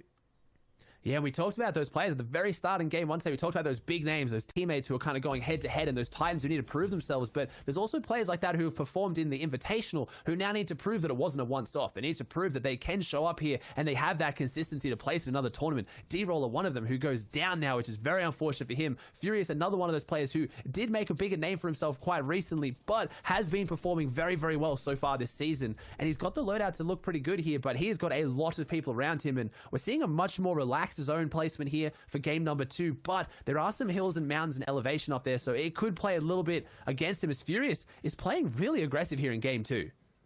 This is definitely Furious's game. Another trap set, another player gone. I have to assume this is another quick elimination. They're happening so fast that the server can't even keep up. There it is. A nice quick pick onto Okote, who got taken completely out in an instant. Didn't even do any damage to Furious. And now I'm scared if I'm every other player, and I've seen Furious's name 3 times so far in this lobby. 63 people left alive. He's been sticking to low ground. He has the lay of the land, the information as to who's around him. And if you just let Furious into low ground, you saw it last game, he survives all the way to the very end. Yeah, even Furious's kind of performance in trios recently, it was a very solos affair. It was pretty much 3 solo players playing together, just clutching up ridiculous games in endgame and somehow pulling out consistent points. So he's one of 3 of the most aggressive players in this region who know how to play those games as a solo. He can take on almost anyone toe-to-toe. As Rokane, we talked about him, one of the 2 most consistent players here in these last 3 days of qualifiers, but not having the same consistency here today. Still on only 2 points, as he's gained 1 point in game 1 and that top 75 placement. He's in a much better spot this game though, looking really good and a lot more in control than we saw him last time. See if he can put that legendary Bolty to action as well, as he only has 63 builds, so he needs that close fight refresh rather than that long range kind of advantage though. Still similar threats. So last time we left off with him, he was in a metal box. He looked really good. Here's the one shot there. Stretch, actually, who was looking at him this time. He got taken out. So in the first game, Booga was the one to take out Rokane. After that, he kind of got used to that play style. Takes out Stretch wall to wall. Very nice. So it's the mid-range that's Rokane's problem. He just has to overbuild a little bit, get a big base going, and I think he's going to be absolutely fine. Yeah, he's looking like he's really good now. Oh, maybe not so good though. Someone else pushing here as Rokane goes down to Riversarm. The second of the Liquid Boys comes through and takes him out here. Shy with a little bit of the curse there. The caster curse we're also known for doing, but it looks like 1 Liquid Boy wasn't enough, but apparently 2 Liquid Boys is, as Riversarm, who's someone who was struggling. I saw him after game 1, right down there, just inside top 50, I think, on the leaderboard. So looking to have a good game here too. And since coming to NA East, obviously made a name for himself on NA West. He has been proving himself, but I think also struggled in last week's qualifiers too. So Okis in here in the box, and Miro goes down, another one of those aggressive players, and it's looked like we're seeing exactly what we thought would happen. These aggressive players just kind of falling short on the consistency side of things. The counter to every single aggressive player are sentinels. People like Rokane, people like Okus, right? They set up first, they know exactly where you want to go, and then they just shoot you down. The issue is, though, they need time to set up after one quick shot gets delivered, after they have a good round of defense. You saw what happens when you don't have that setup time. Rokane got taken out. Okus, though, has a little bit of time now to just get all his items back into his inventory, get some crash pads. He's not in zone, but he's very close to it. He'll be moving forward. Some people are already crash padding in. Storm Surge is not going to be an issue. There are just 50 players left alive for just this half and half circle. I'm very curious to see where Okus is going to set up and what information he's going to go for next. Yeah, it looks like he's pretty confident on getting elimination on the rotate too, not using his 2 chug splashes to get up to an effective 100-100. He's holding on to them, hoping he might get that siphon as well, and then hold on to some of those extra meds and shields. So showing some confidence on the fact that he thinks this rotate is going to be pretty easy for him, as we see Day, someone who's being a lot more aggressive. Game 1, get a really nice shot there onto Rocks, just fell through the sky, and he reacted with almost inhuman reactions there, takes him down with that purple burst rifle. Epic burst rifle in hand is so deadly, normally at that longer range, not so much at that close kind of hip fire distance. It's so hard to kind of track for that second shot, but Pure Day should just change his name to Pure Aim, because that was godlike. You're absolutely right. Now look at all these other boxes, though. This is where you can't really open edits. You can't play like Day. You can't land big shots. You have to be very careful about who's box next to you. Flopperson is beside so many top players, and no one's really going down in close range. Yes, Aviv just got taken out by Yeti. That's a long-range beam. 47 people left alive. 10 seconds till the moving zone starts. This is getting very close, and he does not have any mobility to work with. Doesn't have anything, if anything, to work with. This is one of the saddest loadouts I think I've ever seen. We got 15 cabbages in the inventory. We got 39 builds. The pistol, we've seen obviously the top tier players putting it to work. That green charge, it can do a fair bit of damage, but Flopperson's really going to have to play this one smart, because he does not have that loot advantage as Booger, someone who's right near him as well, as this is NA East Day 3, guys. This is game 2. This is their second last chance to qualify for any of these players who haven't already. If they don't come top 50 today or tomorrow, and they haven't previously, they're going to have to rely on consistency. So it's not just about that top 50. These guys need to play out every game as consistently as possible to make it to those heats, as Flopperson gets a decent first rotating zone. If it wasn't for his loadout, I think he'd be alright. He's trying to find the information. I think he does find some recycle. No, he doesn't. Walks forward, takes down Polarize, someone you said who just seems to always fall short for some reason, and it's probably plays like that where it just doesn't go in his favor, and Flopperson gets a massive refresh with what I said was the saddest looking loadout I think I've ever seen. Yeah, vegetarian with just cabbages finally finds his first bite of meat, gets a flopper in the inventory, gets an elimination. Now 6 people have already gotten down, but he's in such a good low ground position all the way in front of the zone. Everyone now has to move straight into him, and he's got so much white HP to work with. I'm just curious to see what happens right there when he loses shields. Now he's in trouble. He's at risk of getting sniped, getting one charge on rotation. Has to be very careful, but has a lot of materials to work with. Yeah, and he's got that loadout to kind of take it a bit more slow. Like you said, he's got the flopper in those cabbages, so he can take an extra couple seconds to think about how he makes his rotate, because Storm's not really the biggest concern right now. It's that extra damage that's going to eat through that shield. He's only got 19 left, so finds his play from beneath, though. Looks like he's going to go for the edit. He does. Waits for that play to come through. Really nice here. Flopperson, again, has just got himself back into this game. Shows why you can never count it out. Some of these players are so good. He breaks it. He gets the crash pad out. He's now back on the front side. As you see, Hogman on low ground, someone I haven't seen performing too insanely well, but another person who's very good at playing smart. Reverse still in this one as well. So a lot of the players in our top 3 still here. Talbs went down, obviously, but I think we have Hoofishy, Glace, and Reverse still alive as Riversun gets another elimination. Day pushing forward. Only has 23 builds left. Can he find the refresh? Player comes right in front of him. Sees that Mogul Master in his sights. Probably going to try and go for something on him. He does. Takes down Cuddle Bear Gamer, who we know is, I believe it was Assault or Innocence. I think it was Innocence who falls now. And Day is looking really good. That was a big mat refresh. Innocence will not be happy. Yeah, Innocence was found guilty of a really bad rotation. Nice quick pickup there on him. Now it's back to Reverse 2K. I was talking about, can he perform without that shockwave launcher? No more HP to kind of get. No more mats. He's absolutely taken out. He cannot bounce himself back in this game. Deemer picks him up, and now it's up to him to kind of carry on that torch for the game 1 winner. Can he find this one crash pad, another one too, in the right pocket to use while Casker holds it down from height? Macwood is all the way ahead of the zone, sharing boxes next to Hogman. Clarity quarrying down at the low ground. Still though, it's such a big difference between where height is and where low ground is. I don't think these people will see each other. Al gets taken out, and we're tuning in with Day, who's really close to this top 15 situation. He needs to stay alive and play placements. He needs to play pace. That's exactly what Casca's doing too. Casca's up there looking pretty. He's just taking shots down. He's just moving forward. He's really not making any massive aggressive plays. He's just racking up those massive placement points. As they get into top 10 here, they are going to get a placement point for every single player that goes down, which when it's coming down to qualifying has been one single point every other week. It is huge as Clarity gets another elimination in the feed. Day drops down, tries to make his big move, and he does. He drops down and takes Casca. So Casca has lost the high ground. I wonder who we have up there in that position of absolute power as Gabe goes down here as well. Jelty taking him down. Hogman falls as well. Top 10 now. Every single player that goes down, they are going to get placement. Does Day get another point? That's a 2-point swing. The elimination and the top 10 takes down Magnolia. Day is having a phenomenal game as he pushes through, and it is Jelty on high ground. As I see Demur gets knocked out. That has to be the shockwave launcher in play here. Flopperson still down in this mid-ground layer, trying to play what little he has. We've seen how good he is at getting his refreshes. He might need to get one more here to close this out. I think this one might even go to a heal off show. This one is coming right down to the wire at the end. It could go to a hill off, but everyone's kind of just used their floppers trying to get into these zones. Day is now looking kind of in trouble with no more big white floppers to take into his big entire arsenal. Jelty's all the way up on high ground. Day and Yeti are down on low trying to find out. Everyone is surviving, but using so many mats. Yeti gets taken out immediately, and now we're down to the final 4.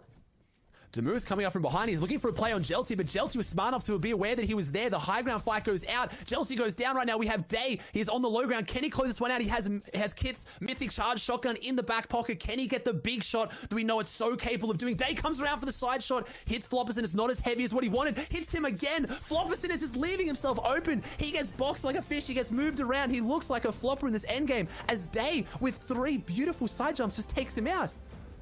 A perfect early, middle, and end game for pure Day. I can't believe someone can play that precise. I want to see exactly what gets broken down. Zeke, the analysts, hit it to me. How did this game go? I mean, you know, it seemed like today it was a very good day of Fortnite. So he got the victory royale and did not flopper Son at all with that. I'm so sorry. I'm sorry. This is what Shao does. Yeah, I was wondering where you was going with that, but you lost. I'm sorry. I'm still wondering, so let me know when you find it, because it'll never be found. Anyway, congratulations there, Day. The victory royale, you'll like to see it. Guys, I think a big trend we're seeing today is OG World Cup solo qualifiers are showing up today in big ways and popping off. I mean, we saw in match number 1 the battle between both the Dubs and Reverse 2K going back-to-back. So let's hop on board and see what some of the other solo World Cup qualifiers did. You can see Aspect picking up an early elim there. Clicks also answering the call with a box fight, what he does best. The 2 early elims going down to the Slayers there. But it just kind of goes to show that even a year later, all of these players who were so consistent back in the World Cup qualifying days are still at the top of their game, doing it among the best of the best in NA East. There's Clarity picking up Edgy there for a key elimination right there at 75th. But Riverson really stole the show away in this game. Yeah, this is where that big swing comes in, right? It's sort of that mid to late game. Once the zones begin to move and start cutting across, see players like Booga finding the frags. We're going to see Clarity popping off. You saw a little taste of what Riverson was doing in lead up to this entire thing. And that's what we're talking about. It's the frags. It's the World Cup players still here, still very much relevant. When was the last time you saw Aspect going this crazy right in Fortnite? So players find their stride, just like Reverse 2K has found his stride in the recent times. And there's the big frag onto N-Pen. And it's just Aspect just tearing up a mess here in the moving zones. And one of the things you'll notice in particular during this clip is just how good and disciplined these players are during the moving zones in the late game, finding good tarps in the area. Now, we will call out the only solo World Cup qualifier who we did not see was Zexo. Unfortunately, unable to get himself rolling through this one. We did see him get taken out early there, but just their ability to navigate from box to box and find picks against each other. You can see Clarity here utilizing the crash pad, rotating through, and then boom, huge shot on the opponent right next to him, tracking him all the way. But again, 4 builds left to his name. Riverson doing everything he can to just manufacture an elimination, using the reverse ramp in front of him to get a drop onto Clarity in the top 10. So a little solo qualifier on solo qualifier action right there at the end. So many of these guys facing off. Now, of course, after the last game, Day did find himself the victory royale with 7 eliminations. Flopperson as well, a second place with 7 again. Both of these guys facing off. My question now is, how does this affect the leaderboard? We know coming out of that first initial game, Reverse held the #1 spot with only 20 points. So now what we have to see is the standings. How are these shaping up here on the first day of competition? And is Reverse 2K still holding the #1 spot? Taking a look together, looks like Day has dethroned him and is now 4 points ahead, 10 eliminations. Both have the Victory Royale, but, I mean, it's literally just the 4 eliminations separating them right now. 4 elims being the difference. You can see Flopperson just behind. Clarity, Yeti, Furious, Claw, the free agent, Cuddle Bear Gamer 1, Oe Who Fishy, and then FaZe Dubs rounding out the top 10. But already a little bit of a gap starting to open up. Day, a 9-point advantage in terms of Yeti, who's in 5th right off of there, but he's about 5 points ahead of what the EU pace was. As now we flip on over to the next page to see who's in that top 20. Some more of those solo World Cup qualifiers on the page. You can see Aspect, Riverson, and Booga up there, as well as the triple qualifier Miro. You gotta give some love to Jelty, who popped off that game as well, making that end game is going to be the difference maker here. The big placement points that he picks up there, coupled with the elims he was finding, is going to make him very much relevant now in 17th place. So, and it's a tie, right? This is a close run all the way up to 12th. Let's not forget that the difference maker there is just a couple of elims. Taking a look here, 10 points down in 30th place. Ocus up to 21st. You got only 2 points separating them there. Hopping over to the next page. Looks like 40th right now, 8 points. Sizz Lucky right there on the cuffs. The top 50 will be moving on. And from other regions, guys, we've seen pretty consistently 21 being that number required to push on through into the top 50. It seems like we're on track.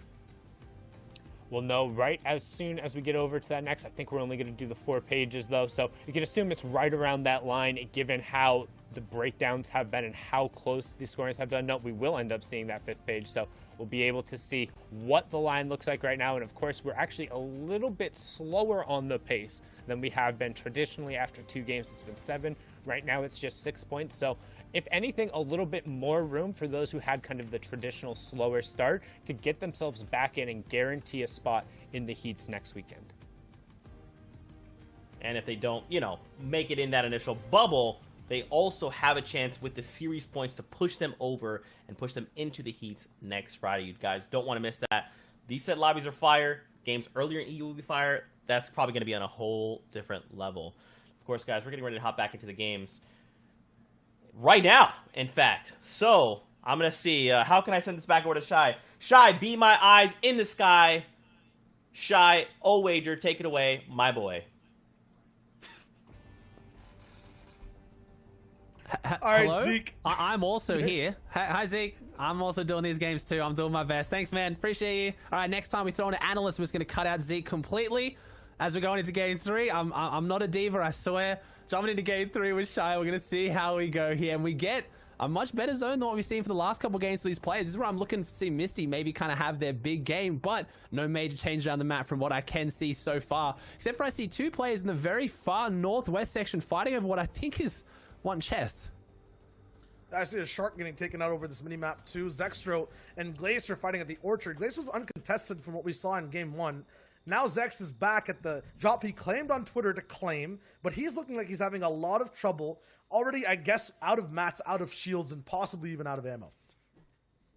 Yeah, Glade's gonna have to make something big here. He had this drop to himself the first time, so obviously these games are changing up now at the halfway mark. People are gonna start figuring out what's not working for them, and Zexro deciding that maybe his drop wasn't working for him. As here he goes, shows up at Orchard, takes down Glace, and Zexro wasn't looking too much better either. That was a really close fight, but Zexro, we know since pretty much the dawn of competitive Fortnite, does come out on top in his drop spot. That aim is something you don't want to mess with early game when really you don't have a lot of the advantage in the back pocket, but if you have good aim, you can always rely on that to get some beams here when these fights break out.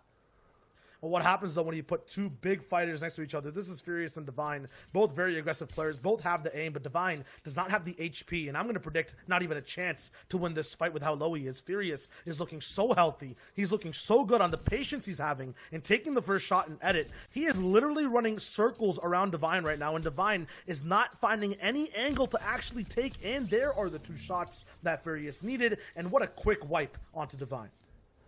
Furious is looking so confident today as well. If he can just have won a couple of those games where he stays up end game, because again, this format, and again, I was talking to Prodigy Analytics before this, it looks like this format, more so than any other tournament we've seen in the past, is causing more of like a 70-30 split when it comes to 70% of their points coming from placement and 30 from eliminations for those top teams. Usually it sits more around that half to 60%. So Furious playing so aggressive and so well today, but just needs to find that consistency to get those free placement points towards the end. As Zephyr having that fight that I think I was talking about on the far northwest, it is the fight over the lighthouse, and it's going straight to the sky, Shio. They're going up high. Never mind, Zephyr does drop back down. They're probably running out on mass, gets that really nice charged shotgun shot, and that's what this shotgun does. The new shotgun meta really does punish when you run out of those materials and you let the person above you have that extra time to cook up the shotgun and drop down. They can close it out so much quicker, as we see a little bit of the BM here, a little bit of the emote dancing on him. He knows he's won this fight, and he's saying, hey man, game 3, don't come back to Lighthouse. This is not how your tournament's going to go. I don't think that anything matters though in terms of that, right? Like, you can say and win as many fights as you want, but if someone keeps coming back to contest you, it's over for Zephyr, because yeah, it seems like he's winning the drop, but he's not going to be winning the day overall. That's the big issue. Ooh, and we have Dubs here in a fight. Looks like he makes out a Fortilla, or he's just still around that Fortilla area, trying to get this beam onto the player above him, playing the low ground. Needs to be careful, as there usually are a few more than just 2 people here at Fortilla, so I think he wants to be careful, make sure they don't have that angle, as Rox is the player on the high ground with a pretty good inventory, but only 29 builds. If Dubs does start to make this a bit of a build fire, which he can be very, very good at doing, Rox using a lot of the mass to hold this high ground kind of platform, as Dubs is playing from beneath, trying to get his way in there. As shots are now coming out, Rox has made himself that target on the high ground. He's literally built himself a platform on top of everything else for everyone to see him and take shots at him. And Dubs now put on the back foot, trying to get these shots through, and surely someone wants to come up and take this. Dubs playing really aggressive, and again, this player doesn't have the key card, doesn't have the mythic loot. Dubs just wants this fight because he wants this fight, and that's why he takes him down, gets the elimination, and he gets the launch pad for it. That is pretty massive for the fight here, but it looks like that means there must be someone here who has the control of Ocean, as neither of these players did. Yeah, very good prediction there on him just being way too open on high ground rocks. And he gets taken out for the 3rd time in quick fashion. Okay. Dubs was also in the same spot. I don't think he remembered who did the first damage there in that fight. It was Accept, who lands another sniper shot, this time to the head. And Dubs is out now of game number 3. I have to think that's a bit of those kind of, again, we've said this, a long day for these guys playing solos. Dubs has had a lot of long days of solos, but you have to know when you've built up and you're taking a fight and you're getting third-partied, that means eyes are still on you. And with the prevalence of snipers right now, they're probably going to have something that can do that to you. Yeah, there's a 3rd party in fights. There's a 4th eye, though, also on the leaderboards for a lot of these players. Now Furious, seeing that Dubs is gone, can even stretch miles ahead from 6th place even higher, leaving Dubs behind in 10th. He gets to just keep getting these points and keep getting up. Talking about points, though, and placement overall, it seems like everyone in the top 5-ish has an average placement of about 10 per game. Furious is sitting kind of way back on that with 20, and we can see that he's making it up for it with these early game eliminations. 2 already, where all these other players don't really have one to even boot up starting off this game. We'll see if he finds his 3rd, or if he gets into a trap situation. Furious, no! Illis sets it up for him this time, and wow, he gets taken out too. That is, again, Illist, a phenomenal fighter in his own right, but again, works smart, not hard sometimes. Didn't need to make that a flashy fight, just used his brain there, just baited that chest, and Illist takes Furious out of here. His aggression is stopped, and the worst part about that is, going into the last 3 games of today, that is a frustrating way to go down. Not only does he have to sit there now for upwards of 30 minutes before next game, he has to sit there knowing he went down to something as kind of cheeky as that. He's not going to be happy. Yeah, a bit of flying beforehand that said that there were 80 players around in NA that end up surviving after that first zone. Now it's already down to 77. So we're looking at a game that's moving a lot faster than usual. And we can see it's because people are putting up traps. Maybe people like Furious are getting too comfortable in fights over and over, or in rotations over and over again.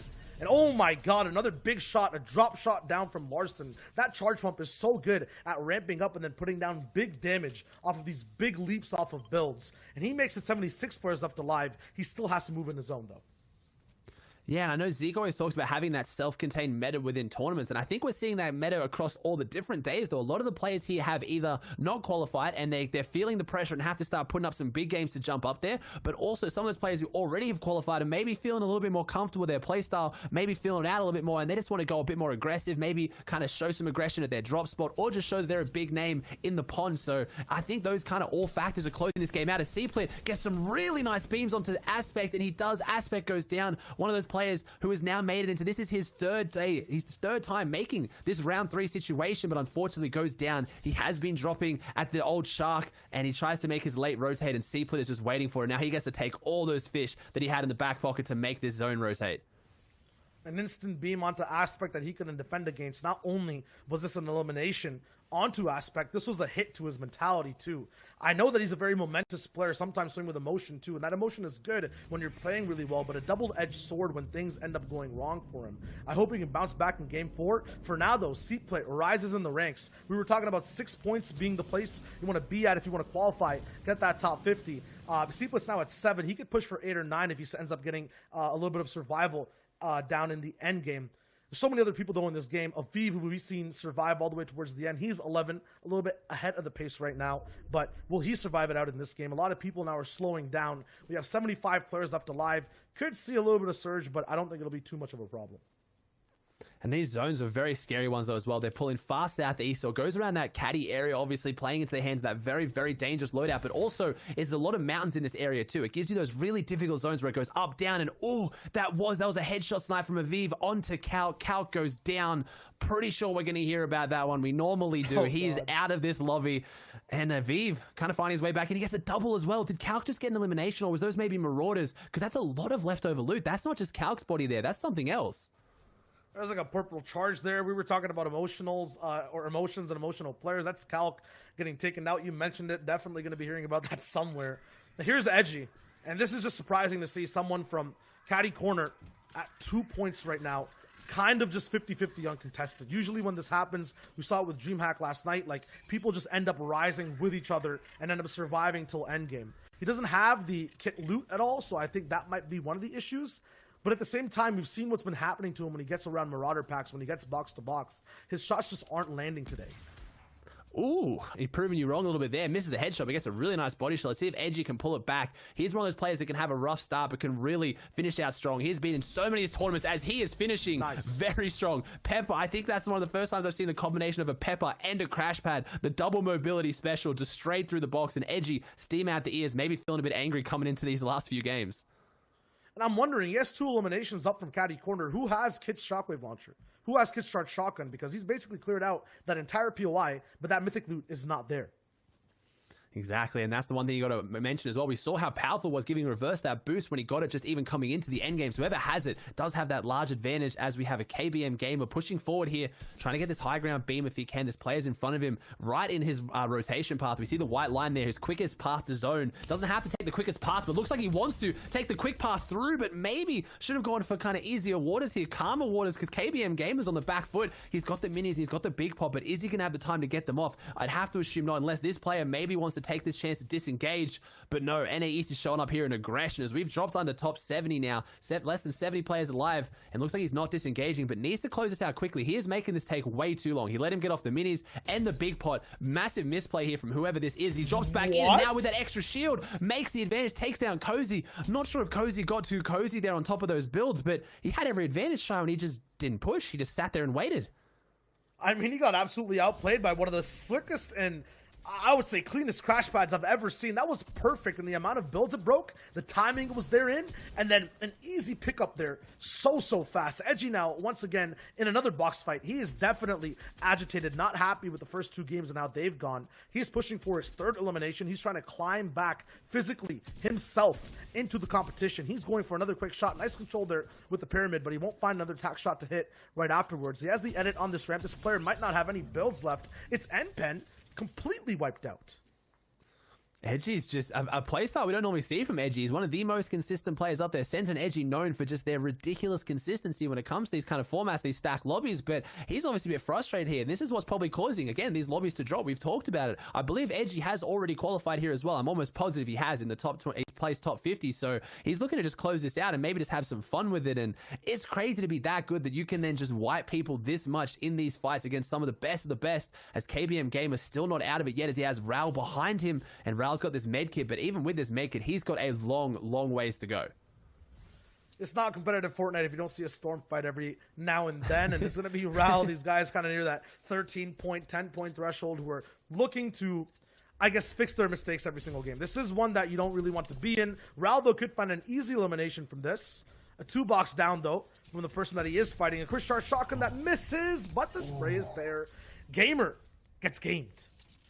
Yeah, and Rao just closed that in the nick of time as well. He took that out. Now he's got to spend 300 wood to rekindle this fire just to stay alive before he even moves. That is a big investment. We talk about you got to see some of these storm fights, but sometimes you just don't want to see them because this was just not the play for either of these players. You kind of want that peaceful rotate, but you never know what the guy behind you is doing. And without Storm Surge on the map, no need to take these kind of fights. It was a big misplay from, I'd have to imagine, both of them. Maybe Rao proves me wrong, but I can't see this endgame going too well in his favor with how far in Storm he is and how far he still has to travel.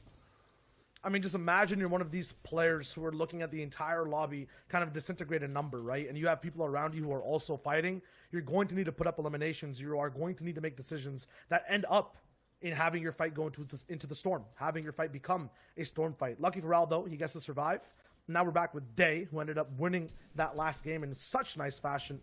We'll see if he can do it again. Cabbages this time in his inventory, so he's got that HP.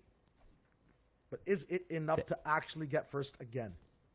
Yeah, so far, Day's having a good day here. We haven't seen a retail zone like this, though, as well. There's going to be a lot of builds here, and as much as this lobby is thinned out very quickly now here in the early game, and looking to still do here with Day on the back foot now, he needs to get these cabbages off, and pretty much everything he's got left. He's trying to get out of here, and he's stuck up against those wood walls, unfortunately. Gets back into some old builds, but the pressure's coming out, and right now, hiding behind this building was a nice play. He's just trying to get away. He needs to invest everything he has to survive this one. There's no point holding on to anything here. Cabbages, one of the only edible meds in this game right now that does stack, so he can pop them back to back, and you can just see that health skyrocket. But this is going to take pretty much everything he had. I was going to say that these retail zones will make the lobby stay a little bit healthier for the rest of this game, as they can find those buildings to hide in and can do things like this where Day can save himself by getting behind them and just cutting off those angles. Yeah, cutting off angles, but also cutting off half his savings of shield and literally all his investments of those full HP heals you were talking about, the cabbages. I'm curious to see what kind of impact elimination he gets, even if he ever gets one. But we're moving on to some of the bigger players from the semifinals. Acorn, the only player to finish top 50 in each of their first 8 finals games. That is crazy. And he is showing us how he's doing it. It's in complete style. If you watched his last game in the semifinals, he got 20 points off of that to completely qualify to play round 3. I believe, though, he's already qualified for the Heat, so there's not that much tension there for him. And it's showing to have that ability to be able to drop those insane games, have that mechanics, but know that in these stacked games, it's not worth relying on them more than just that insane game sense. He's now making a much safer rotate. There's next to no one near him. He's looking so much healthier, but he has those mechanics in the back pocket. He could be pulling edgy right now and jumping into boxes and taking fights, but it's just so much harder to be as consistent as Acorn's waiting for zone to show here to maybe see which side of the mountain he goes up. Looks like he's found his route, and no, he doesn't want to go up that way, doesn't want to maybe come up behind an opponent who could be waiting. Bit of indecisiveness here. He needs to figure out which way he wants to go, and he's finally kind of decided, and he's got a good rotate ahead of him. He's got so much time to play with, and that's because he's on the dead side of zone where there's not too many other players. Bala talks about it all the time, and it's kind of been a running theme of this season so far. Some of the best players, you have Arkram, you have Stretch, they always go around the whole map, and Acorn is looking to do that too. Yes, it makes you shambles, maybe sometimes a little bit faster, but it gets you to almost every single end game, and we see that with Acorn's consistency. Now we're looking at Crispy, who's also consistently getting into these box fights, and he's been winning, at least in this game. I wonder when that will end, and if it even will, because last game, we saw the way Furious played everything out. We saw the way Furious is playing this game too. Aggression could be the name of the game here for day 3 of NA East. There's the beam, a nice setup onto Turkas again, who does not get to see another game. Yeah, he had a great game 1, but unfortunately falling down in game 2 and 3. And we haven't seen too many people making that play what Crispy did there, throwing out the launch pad. The crash pad. Didn't need to get in the box with it. Threw it under that box, broke out the builds, and it's really good for getting lobby focus as well. We've talked a bit about lobby focus, especially in last season's meta with the miniguns and just getting other players around you to smell blood in the water and start spraying someone. The crash pad's good for that too. It breaks out the builds and really exposes that player. So sometimes it's not even about getting the elimination yourself. It's just clearing out those players around you. And you touched on it in game 1, Shire. Obviously, if they go down near you and someone else gets the beam from far away, you still get the loot though. And that's one of the biggest things to get these end games is the loot. Yeah, it's one of the hardest stretches to make. Speaking of hard stretches too, we're tuning in with a lot with people who are at this 7 to 10 point threshold, and it's because this is one of the last games they kind of have to catch up to everyone else before it's too late to even hit first or go for the top 10. Seatplit, 7 points. This is going to be kind of near that top 50 spot. He's looking to get a little bit higher past there. This is a very crucial game for him. 61 players left alive, so that placement is about to be handed out, I think, in just one more elimination, and he makes it happen onto Macwood, taking out such a big titan who could just influence this endgame. Now he's in some more control, has already got 3 eliminations this game, and he's still looking for more beams. Yeah, Macwood goes down, and Seaplay trying to find his way back into this, and it's one of those few tournaments we've seen where even the qualifiers like this isn't even heat, and there's still money on the line. So like you mentioned there, we do have to talk about these players dropping into that top 10, that first place, and getting those earnings which they're after as well. It's not just about qualifying like it normally is with these kind of finals and heats formats this time around, which is good. It's making those top players really play towards the end and know they need to play out their games properly, and we're seeing some of those players do that, and we're seeing some of the players not, though. Furious, one of the ones that's kind of been going a bit aggressive, trying to find his way up in there. I want to see where he is in this lobby now. If he's still having that aggression, or is he perched up and he's sitting pretty? Yeah, oh my god, they know he gets crash padded right past. Kurio, who was staying near edge zone, just trying to find a way to get safe, actually gets dangerous and then gets lethal. He's taken out. That's so good for him. Yeah, it goes down here, and Kurio now has that whole low ground area himself, so it's the elimination, it's the material, and it's the positioning now. That's another person that's just not near him he has to deal with his Clicks. And Blake, we talked about old teammates here going straight past each other here. Clicks set up in the middle, looking pretty good. Hero is here as well with his 3 floppers. He's got 3 crash pads too. He's got a good loadout in a decent spot, and we're going to get that far northwest half-half, which does give this endgame a massive mountain potential. If it goes kind of northeast again, it's going to be a massive, massive endgame here with a lot of verticality and a whole bunch of issues, and that's where whoever has that shockwave launcher, or also the grappler. We haven't seen the grappler come into effect much today, Shia. It is usually in the hand of Cease, who's been playing insanely well, but I don't think we've actually tuned into a single person who has it today.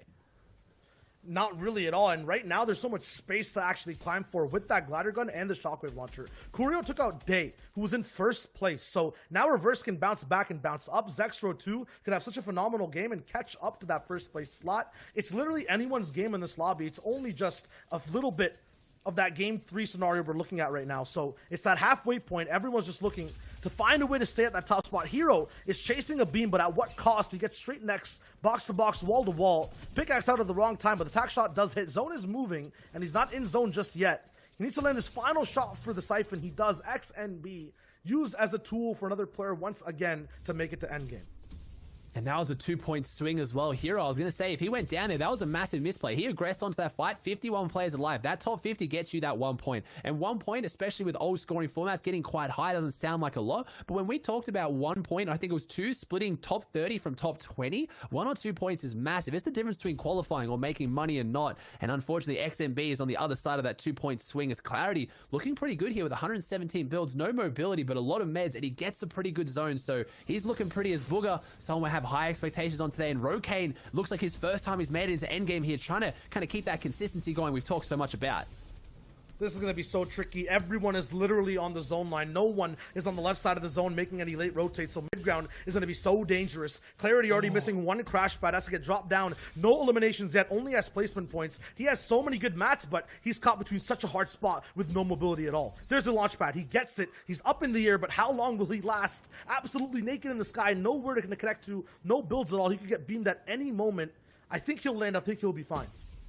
Yeah, it looks like he makes it. He does get into the box here. He has those splashes too if he wants to get back up to effective 100-100. So didn't need the mobility. The extra meds probably coming into advantage here. And he's making his way up as he has identified that, yes, I cursed at the zone. Did go even further up the mountain now. So Clarity is happy to make his way up. And he takes down Accept here. And he does. He gets that infinite chug, which is probably not usually worth carrying into this endgame. But he does get Ocean's Mythic Burst AR. And that does some serious damage as we have seen here today. Acorn in a beautiful spot. Stretch, obviously one of the most consistent players in these set lobbies on East, is in such a good spot on top of this lobby, looking down, and Acorn looking to do the same here as well. He is looking very pretty, just trying to put some damage out, and he does with that AR, doesn't even need the shotgun, takes him out, as we see that Voom falls to himself. This verticality is going to cause so many issues for these guys. He pushes his way through, hits the crash pad here, that recyclable mobility to get back to frontside, and Acorn's putting on a clinic right now. He is playing so well.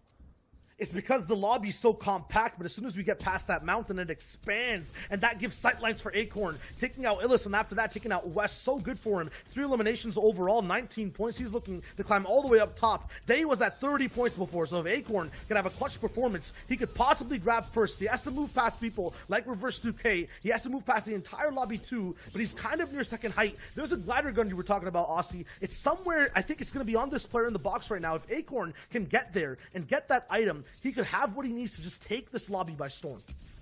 It does, and the zone's going back again. It doesn't go straight up the mountain, so it's not too bad here. And Acorn in a good layer. He's kept himself around that kind of like mid to high ground layer, so he then has the ability where it doesn't matter where zone goes up or down. He has that control. 45 builds in the back pocket, making his way through. Stretch takes down Edgy. He breaks that crash pad. I believe that was him who broke his own crash pad. Don't know, but Stretch is on the high ground here, as we've seen Clean very far from Storm. I have to think maybe the shockwave launcher was in play there as Owl hanging around that second height. Is he going to make a play onto Stretch? Bandit here now looking very, very good. Has that tack in the back pocket to try and get those big shots here at the end game. Blake falls. He's got 1 crash pad, 5 chug splashes, starting to ramp up here at the end game, trying to see if he gets that big moment to push him through, or does he kind of just stay around these builds and get those consistent placements? He's on 13 points. He's looking great, and he's 5 away from getting a guaranteed placement every time someone falls. This is the moment where we see so many people's games fall apart, Shire. They just go for that one too many elimination, or they make that one wrong move, that one wrong layer, and everything falls apart.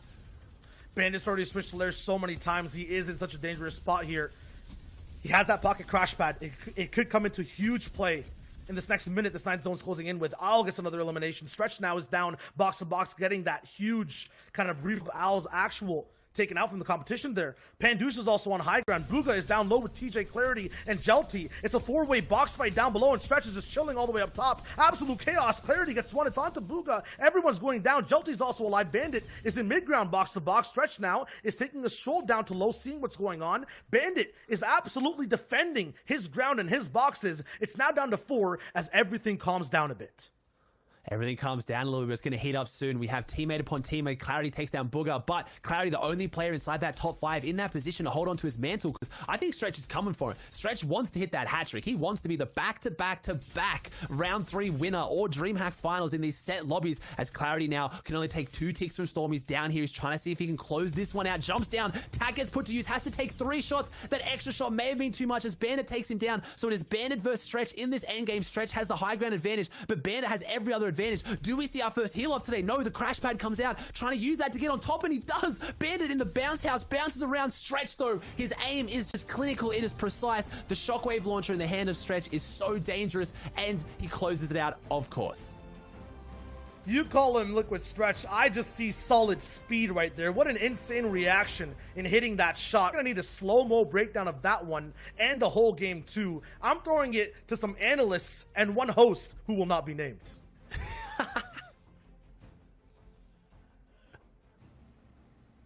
Apparently there's some kind of beef. Listen, Ozzy, of course I knew you were there, but I wanted to throw it to my boy Shite. Listen, Ozzy, really quick, Ozzy, there's no beef between you and me, because you will forever be my buddy, Ozzy.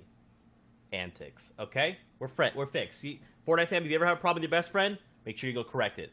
Congratulations there to Stretch, getting the victory royale. I gotta say, that was very well played from him. But also, on the flip side, real quick shout out to Bandit, 6 eliminations. He literally placed 80th the game before. So that game was a make or break game for him, and we know that 21 points was the break in the top 50, and this looked like he is on pace to do that.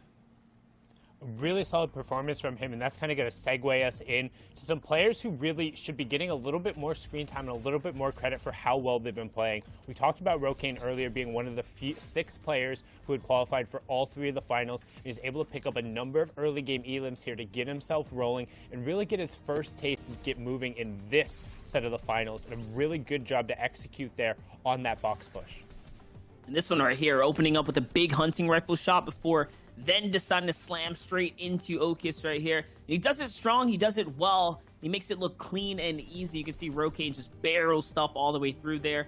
And that hunting rifle being the key to his successes. But it's not just Rokane who's popping off, it's other players like Acorn, right? Acorn's been on fire lately. He's been just crushing in the solo scene. I don't think he's been getting enough credit, like we said. This is why we want to highlight his frags as well, because he goes off this game here. This is allowing him to push his way up the chain and into the pack now. Just take a look here. He's already now acquiring a lot of placement points. And to go along with it, of course, these frags that he's finding in the mid game, that's an impact right there. He's able to pick up all the loot before swinging his way all the way across here, Sundown.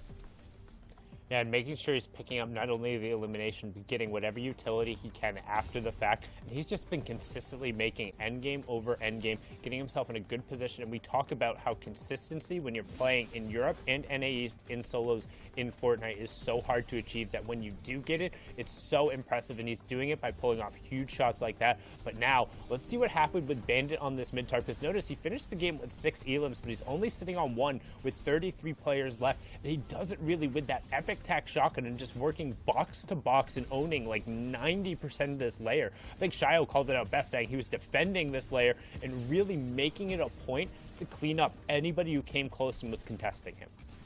You know, I'm becoming more and more of a fan of the tactical in these endgame moments, right? We're seeing it being used more and more here. And this is just the power of having attack, that pressure in your favor, as opposed to having that charge shotgun where you need to follow up with something. So tactical shotguns, of course, making their return here to Fortnite competitive. We've seen it going off in NA West before, and now it's just coming back with a bang here. And Bandit pushes himself from 80th in the previous game all the way up to 2nd this time around, almost pulling a Toos, right, who had the widest gap for Victory Royale. It was so close, but Stretch did just get the better of him right there with a big shot on the come up.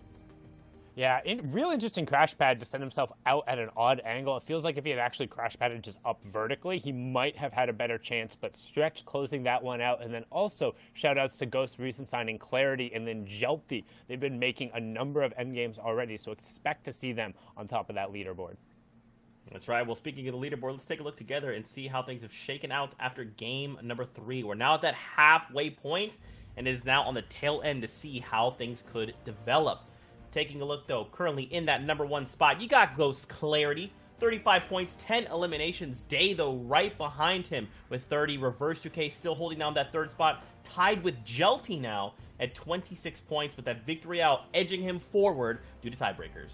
And I just wanted to say really quickly, remember, Day had the small lead. Looked like he was going to be breaking away here. But that last game, only picking up about a point or so, gives this a much closer look in now for the rest of the competition.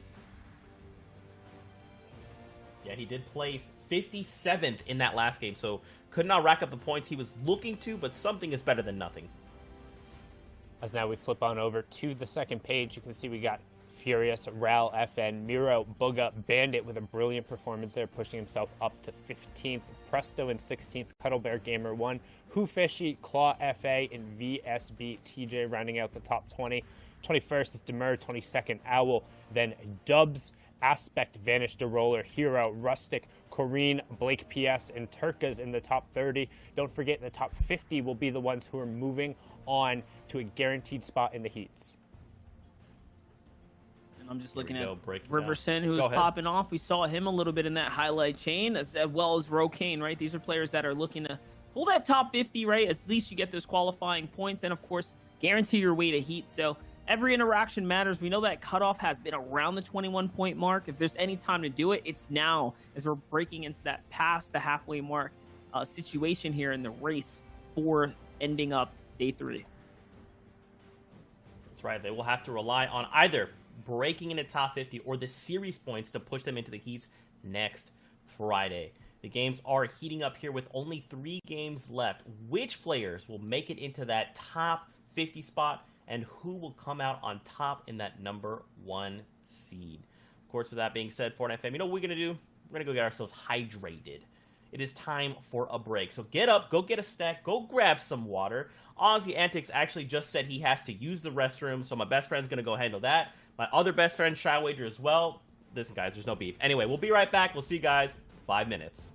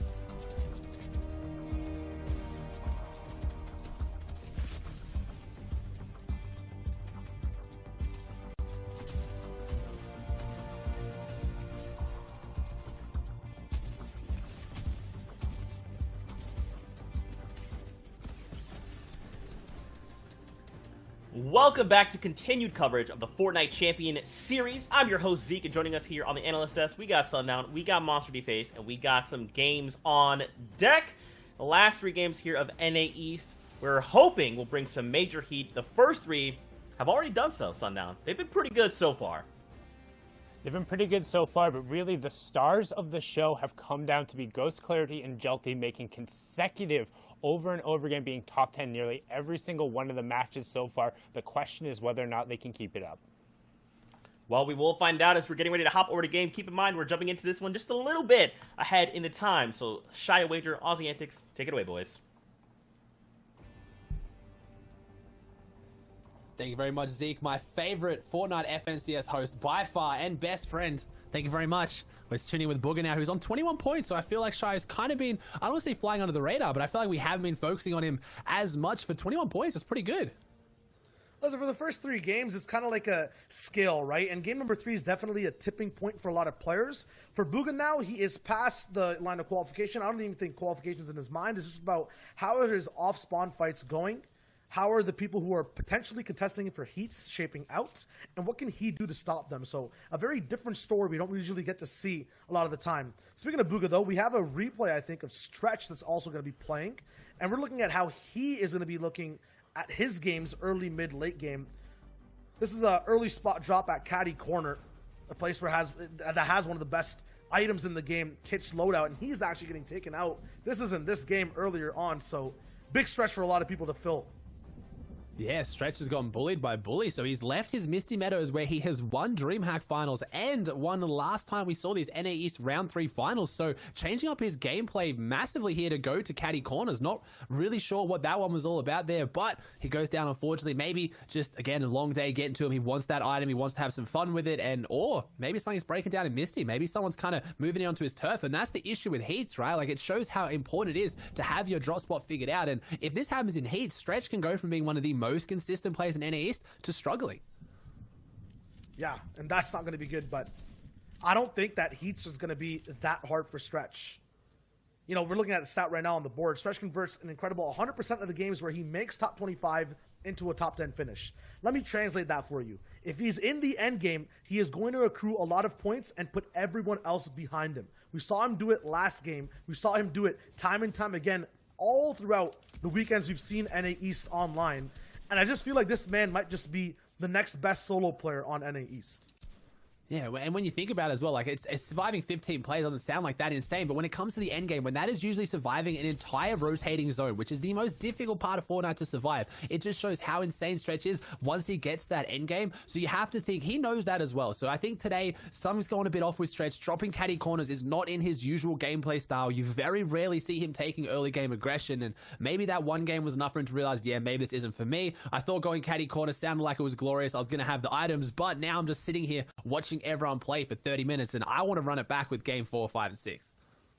Yeah, one of the words used for someone who needs to get kind of, I would say, a tier hit in the game, like a place to be, is win condition. So for Stretch, if he's making top 25, one of the conditions to win for him is literally making it to that point and then pushing onwards towards that top 10, getting those points down. For Macwood, though, I feel like his win condition is always getting momentum early. So if he gets a few eliminations like he has right now too, he's a little bit more, I would say, spry moving through mid-game. He likes to take a few more fights, a few more beams. He's a little bit more fluid. And then he makes it to endgame that much more so often, getting all those points. Calc is also very similar. You have to remember, these guys are teammates when it comes to trios. They drop at the same spot. And they're very used to playing edge of zones, edge of the map. And when you're playing all the way from the backside, coming into the Fortnite map, that's when you have to look for opportunities, look for eliminations, and try to survive. Calc's in a fight with Aviv right now. He's taking big shots. He's actually getting taken out, so that's really bad for his tournament run today. And if I'm not mistaken, Aviv is the player who managed to hunting rifle headshot snipe Calc last time. So I think there was a little bit of beef in there, a little bit of emotion, which we all know Calc can be prone to doing, but he goes down here in the fight. So he went down in the headshot snipe. Obviously a difficult one. Player had all the advantages, but here it looked like a pretty even fight for the most part. And Calc goes down here to Aviv. And Aviv now looking great on his loadout, making his way back through, but there's a lot of people around, and they would have heard that fight break out. So Aviv maybe needs to move away from here a little bit quicker as Voom kind of lurking in the distance. As we're seeing our point format today. We talked about it a little bit, but again, it is so placement heavy. A victory royale is going to net you 14 points, where each elimination is 1. So you have to get 14 eliminations in these insanely stacked games to match a first place. And then obviously once you get into top 10, every single player that goes down gets you a point. And as you can see here, there's other thresholds at 15th, 20th, 25th, 30th, 40th, 50th, and 75th. So we've already given out 1 point for top 75. These players are going to be hunting down top 50 now. Yeah, what this kind of format does is actually just make passive and aggressive players. I'm not going to say elim heavy or placement heavy. It just really shapes your play style overall. I'm going to give TJ that passive play type of style because we've seen him every single game edge around fights first, let people move around, go for tags, and once there's a guarantee, then he pushes in. There's a setup, nice tags, he gets a 66 damage down onto the shields of his enemy, and here are the shots. Here is the finish for this fight. Graska gets taken out. Perfect play from TJ. He's just playing that passive style. Yeah, and he's got this edge, right? He took this fight on the edge. There's a few eyes on it, but no one really kind of edged into this one. No one took any third-party shots, so TJ closed that one out fast. And it's one of the harder things to do in the current meta. With those charged shotguns, quite often, if a player has the charged shotgun, they're cooking it up. You really have to be smart with how you get in to close the fight out quickly if you want to. Otherwise, that's when the third parties start breaking down. But TJ doing just that, looking in a good spot now. Zone pulls pretty far, and he takes no time to start making his rotate. Like I say, he's more of a passive player. He got his elimination. He got his loadout. He's going to avoid these players and go back to maybe an old build of his to make this rotation and just kind of hide behind this old wood wall. Yeah, passive does not mean slow by any means. It doesn't even mean bad at fighting. It just means these guys like to play with information a lot more and don't like to engage fights immediately. They want to have an advantage. They want the server to move around them and then fit into where they are best. So TJ, we'll see him later on. I think these are two aggressive players side by side. 3 almost with AJ, who's also really good at box fights. They're simmering in these cones. They're waiting for their chance to strike. Macwood, 14 points. He might need a few more eliminations to bounce up. But you mentioned it, Aussie. This entire format is based around placement. If he gets taken out right now, he misses so many points that everyone else would get.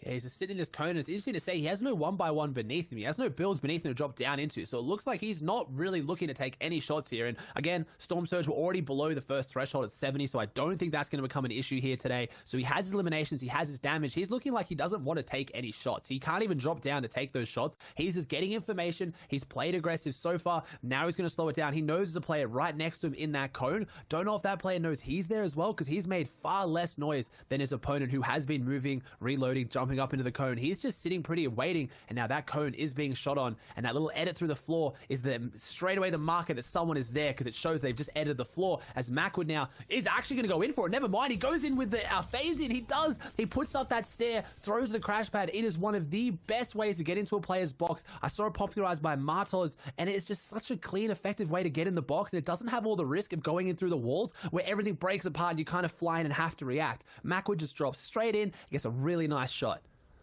He's got a game plan, laser focused there. He always wanted to dive in that box, was just looking for the perfect time to do so. What a good position to do it from, too. There's not too many people literally immediately around Macwood, so he has the freedom to do this without really getting this fight explosive and targeted by so many third parties. Still, though, there's one person on top trying to get greedy for the salute, too. You have to remember that a lot of people aren't going to be as well off as Mac. They don't have the weapons. They don't have the mat, so they might be diving into the box where Divine got taken out and looking for a few items there. But Macwood is good on defense and so good on flipping it over on Trick a little bit aggressively, too. That's another elimination.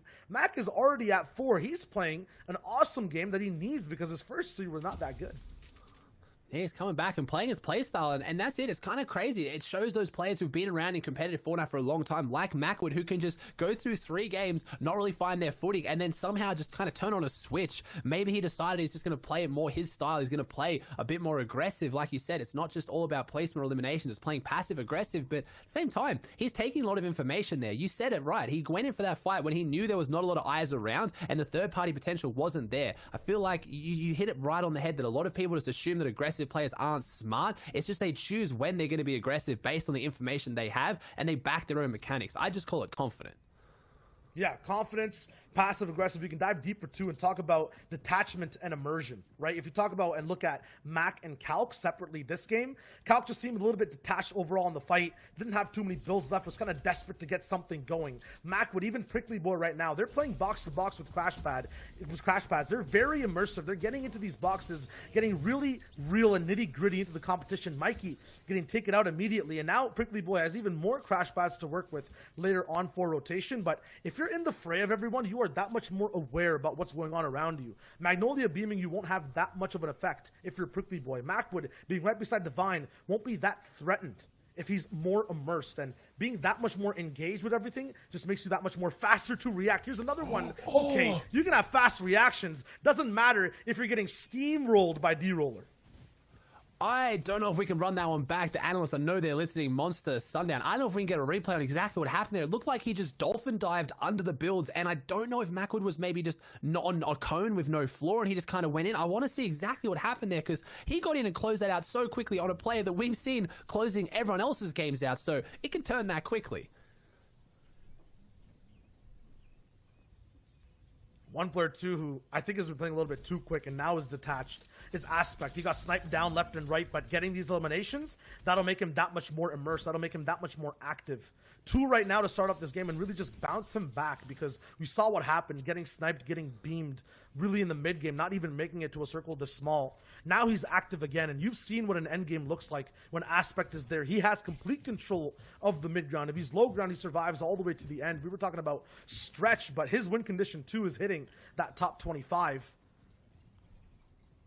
He's going to make it in there at this point, too. In this game, a lot of people going real aggressive on the edges. We see Bully here. We see Polarized say Acorn. We see Booger. This is not the kind of position I'd want to be in with these players going really aggressive as Acorn goes up, down, in and around, kind of editing his way through all these builds that he does have, but unfortunately doesn't even land a shot for all the effort as Acorn needs to try and find something, as we're seeing a very decent open zone. This is pretty much inside Pleasant Park, I believe, and it's almost on none of the builds. There is no buildings here. There is no hills, no mounds, no water. This is like the most vanilla zone we're ever going to see, and as much as that might make it sound like it's easier, it's just going to reward those players who do have that consistency, as Acorn gets a really heavy shot in. Now the player's inside his build. He's just trying to find his way through, and Bully goes down, and you said it's that immersion. He's amongst all these builds. He's around everything. He's not exposed, and Acorn manages to take down Bully, who is a player who in a lot of these situations you'd expect to win. Acorn might be just too deep, though. He's on the outside of these boxes, so good for expanding right there for him, because a lot of people will be aiming to beam. I think for Acorn, it's more about making it to the end game and then getting active, getting immersed, because that's where we see him clutch up so hard. For day 2, it's been so hard for him to just make it past game number 2, taking on to game 3. Now in game 4, he's facing down more trouble. He gets absolutely deleted by Caster. Not so friendly there, not even a ghost, just a really big mountain to climb for Day, and it's not possible. He was first at one point, remember, and now he's just falling down the cracks to players who are rising up and trying to qualify in that top 50. A launch pad used by Casker to get to that half and half zone, a tree blocking his slight line too, so good for him. Here's the risky part, finding a place to stay that's actually really nice. Is that a crash pad to a launch pad? Nice. Or reversal? Yeah. Good. He's in zone, he's got the med kit, he's looking really good.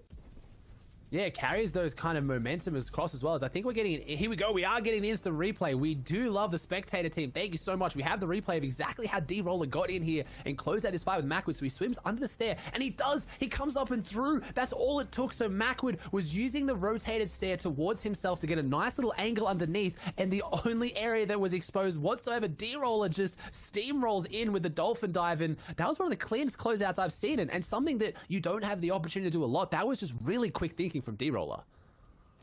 It's clean and quick, but my hands are in the air right now, Aussie. I'm so sad for Macwood, because what a momentous game he's had to start off with 4 eliminations, and he goes out like that to a yellow ramp in a fight that he basically had no control. I hope he really brings it back in the next game. And it's one of those ones that you think, how many times that's actually going to happen? Like, I'm the kind of person who I can go back after a big mistake and feel better knowing that I won't make it again, but sometimes it burns even more and it feels even worse going down to plays like that just...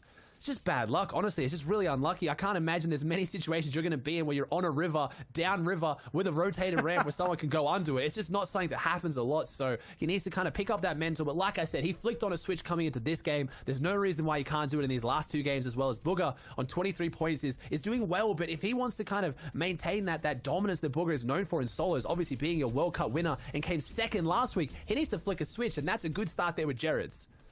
It might not be enough, though. 90 damage below Surge, now 60. He needs to deal some more. He needs to get some tack shots down. In the air, though, with a glider out, with an umbrella, you are not able to shoot, so he's not going to be able to find any tags right now until he lands. Where he lands, though, is also so important, because that will dictate who he gets to see, who he gets to beam. He might even be fighting a little bit for a high ground position here, but he's box to box. Look at the chaos, though, with so many players just trying to find their own boxes to survive. There are some shots from Bugha. Now he's above Surge. Now he has another elimination. That's on the royale. He gets absolutely taken out in expert precision and speed. TJ is surviving onto Voom. Bugha is now moving up to a better spot. It's Suesuo who has the spot, though, for high ground.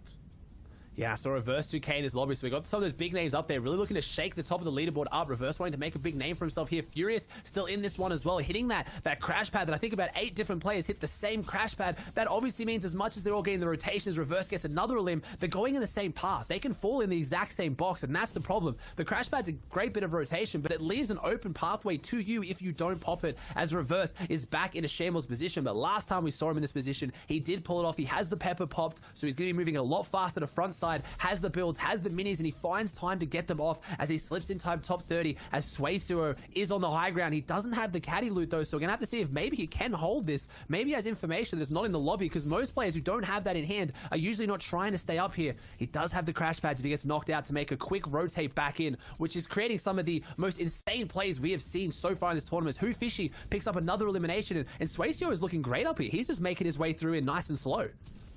He's making his way through nice and slow, but you have to remember the people near the top have a lot of eliminations when they went off of height. It's going to be a long game, too. Nice pickup there onto Nosh, I believe. That's a huge pick, too, for the end game. He's literally just beaming, but it's going to be a very, very long game. 15 people left. Absolute natural low ground. This will mean that everyone has even footing when they're down below there, like Reverse 2K. They'll be able to take shots. They'll be able to get siphons, and wow, Sway, you are in the best spots for beams, and he's finding the nice angles, the right angles to take shots in. 90 degrees, 180 degrees, it doesn't matter. He's getting every single beam possible. Polarized is surviving by just 1 HP on low ground. Suesuo is still throwing down beams all the way from height. Clicks is trying to hold his own in his own box. Owl gets taken out once again. XMB's in this game. Hoofishy pops up top with a quick shot onto Clicks. What an amazing elimination. No, that's Okus that takes him up, but he did the damage. Now it's a 3-way box fight down below, and this entire lobby is going to its final moments.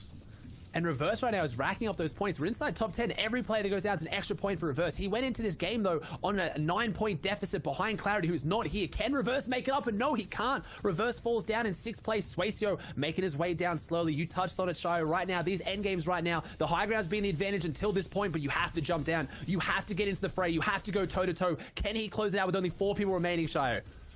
Sway's trying to make it all the way towards the top, but it's Hoofishy who could take first place right now. It's 3 people alive. XNB gets taken out. Sway still has control of height, but look at the cost. Look at his mats to get to this point. 4 eliminations, yes, but how long can he actually hold on to? It's 100 mats that he has left. A crash pad being thrown down, but it's not enough to deflect the player who's going for height. I don't know who it is. It might be Hoofishy. He takes a crash pad out. Still, it's a build fight. 1v1. Where's the last player? Tack shots. It's Hoofishy who gets taken out by Sway. One person is still left. Is he heel gaming? I have no idea where he is. He could be down below.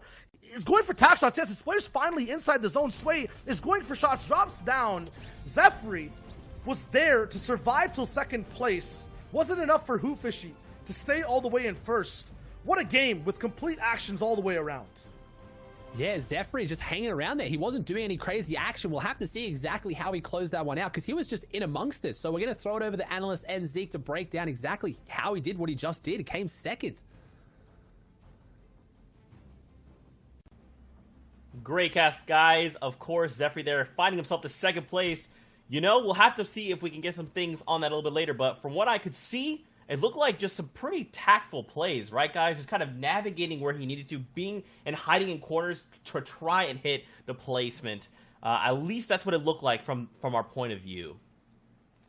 Really, the story of that game was everyone just doing their best to make a push up the leaderboard. We always talk about how kind of the first 3 games set the foundation for the tournament, but really game 4 and 5 establish where you're going, and game 6 is your final push. And we saw a number of players able to execute on their strategies to get a solid number of points to push themselves up that leaderboard. Yeah, for sure. We'll have to see how things are going on the leaderboard and where players can find themselves here in game number 4. There's only 2 games left to go before we walk away with a top 50 Ghost Clarity. Whoa, my brain. 38 points there in 1st place, 10 eliminations. Reverse 2K, though, still holding on, trying to push forward. Jelty now is, and I guess Hoofishy as well, both are making that push, MDF. Yeah, and this is how it's looking, right? Things are getting tighter at the top, where before it was a breakaway performance from a few. All of a sudden now we're getting the mix-up. The dice are being rolled, and no one is safe. So the top 10 is easily breakable, right? Anyone can break that glass ceiling and get right into the competition. Players who are still holding strong on the second page, though, Bugha, Owl, Miro, right? Okis. These are players that have been consistent or just consistent enough to stay relevant, but hasn't had anything major happen in the last few games to really propel themselves on over into the next pages. 38 points is that cutoff in the #1 spot. So really, I mean, even someone like top 20, right? 24 points, you just have a stellar game, but Victory Royale is worth the 14, so that could rocket them up the standings here. Bandit, another person we saw not that long ago, Riverson eliminated there, I believe in top 30 in the last game. But I mean, still, boys, it's pretty close. Not quite as close as EU, but I still feel like anything can happen. I feel like from top to bottom, it's actually a little bit closer in terms of EU. It feels like that first page and this, maybe even the second page with 2 games left, there's still plenty of potential. If somebody is able to steal a clutch win, even just a 5-6 elimination plus the 14 on top, 20 points is a massive swing. That's just over 50% of what first place has right now. So you're really able to get yourself in contention. But the question is, who's going to capitalize on the opportunity and the fact that 3 of the top players who are on that leaderboard went down early last game, and you could see right there a number of players who are able to make their move and really rocket themselves into the top 10. Yeah, there's a lot of players, right? Especially coming into these next set of games, there's players that are making moves kind of in the background, right? They're these sharks in the water that are just waiting for their opportunities to strike. Yeah, and we'll see here them striking with those 3 players down, and we talked about it. So we're going to take a look here, starting off with Macwood. Now, the key to this one is talking about how those early eliminations don't necessarily always translate into the game you want. And while we saw a lot of these on program and him doing a good example of what he looks like when he's able to get his rhythm down, unfortunately going down immediately after these and not really able to convert his strong start into what would normally be a good string of placement points.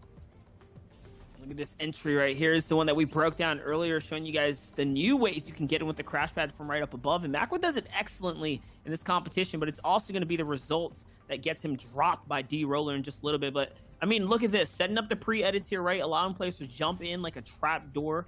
That's a trick right there. And this is how it all kind of plays out. And someone who's going to make huge strides up the standings, and where I wanted to highlight them is Hero right here. This is someone who's on the other footing, playing for the end game and catching the frags when they matter most. And it propels him all the way on up to that first page. Yeah, we saw him just inside the top 10, largely on the back of this performance, and that's really what it's about, having that one clutch moment to put yourself in contention and then being able to hang on. You can see the single-digit builds with the rifle fire and just happening to be the one to get that last tick, carrying himself over, and then the aggression to punish Owl, who's trying to go in there and play Luke Goblin. Some really good picks coming out from Hero and showing how to execute on the mid-ground tarp when you have limited numbers of builds, making sure he resolves that fight, dropping down, getting as much of the resources, but unfortunately able to turn around. As now we hop on board here with Illis, another player who we've seen a lot of, who is able to make a solid push-up again. The top 5 is where so many of those placement points end up coming through, and if players are able to just sneak in there with a couple of eliminations, all of a sudden you see yourself in contention for that top spot. Yeah, Zeke made the point perfectly, right?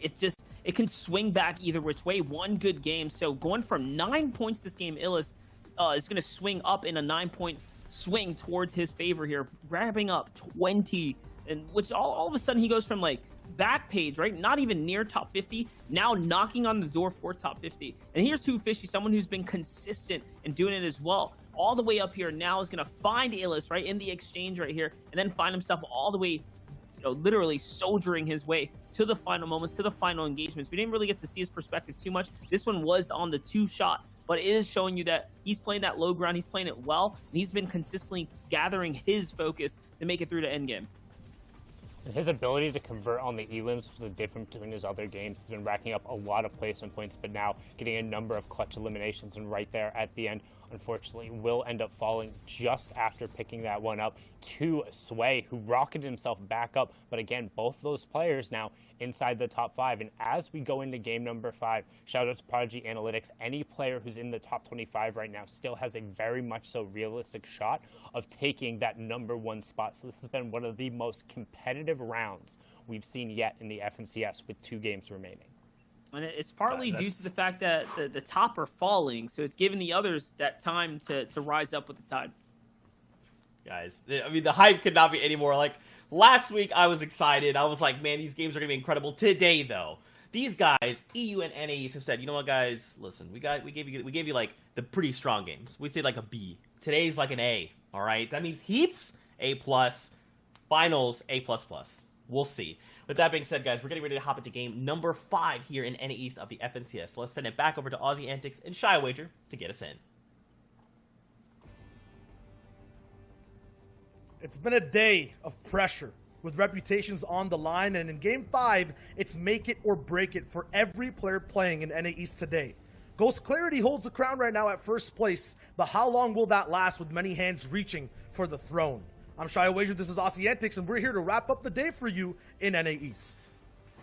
Yeah, I feel like it's one of those games where normally last week we had like these storylines coming out of like who's going to take it, is it Stretch, is it Booger, but right now we can't do that because it's anyone's game, and I can't overstate how actually incredibly exciting that is. Anyone can take this in the last 2 games. Dubs having that great first game and having to reach now as well. 18 points, not so far off the pace, but needs to kind of solidify something here. But we have so many names to look out for who can take it. Can it be one of the old Vanguards holding it down? Can we see another person come out on top? Or is it going to be an entirely new name as Dubs comes around the corner with a really nice 57 tag? He's just trying to find his way into this one. As shots come out, I believe that must be a henchman taking the shots, and it is. And Dubs hits the dance this time. A little bit of payback. He gets the final laugh on Rocks, but we have 1 game to go. Who is going to be the one who takes it in the final game? Okay, so Dubs is making it right now. He is in this game once again. He was absent from the last few, but 19 points. He can really revitalize here and get back up to where he's used to. Top 10, top 15, there's a chance. Aviv, though, has been the man to contain the beast from Craggy Cliff's young calculator every single game. Will he do it again in this one? No sniper rifle in tow, so he won't have that big boomstick to start off the fight. Many different rivalries all around the map.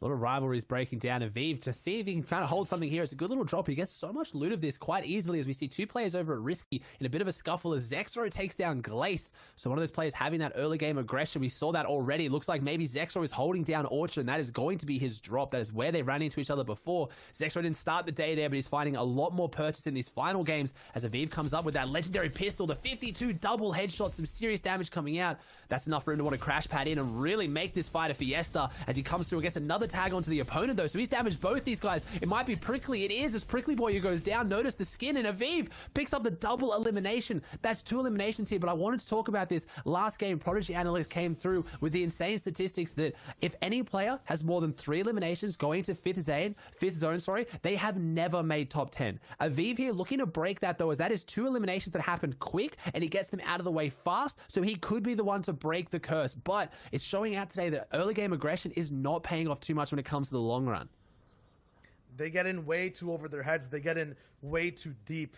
I mean, Reverse, I don't think is a perfect example of that, but there's been a little bit of a sprinkle in his gameplay in that sense. In the first game, he was looking so good all the way up top in the top 2. I think even in the first place after that nice win with the Shockwave launcher. But after not having it, after not fueling that nice aggression, he's kind of just been teetering off. Yes, he's in second overall, but I'm pretty sure he wants to hold on to first, and he's just not there in gaining that, I would say, nice reputation, gaining that win and the comfortability of holding a spot rather than chasing a title.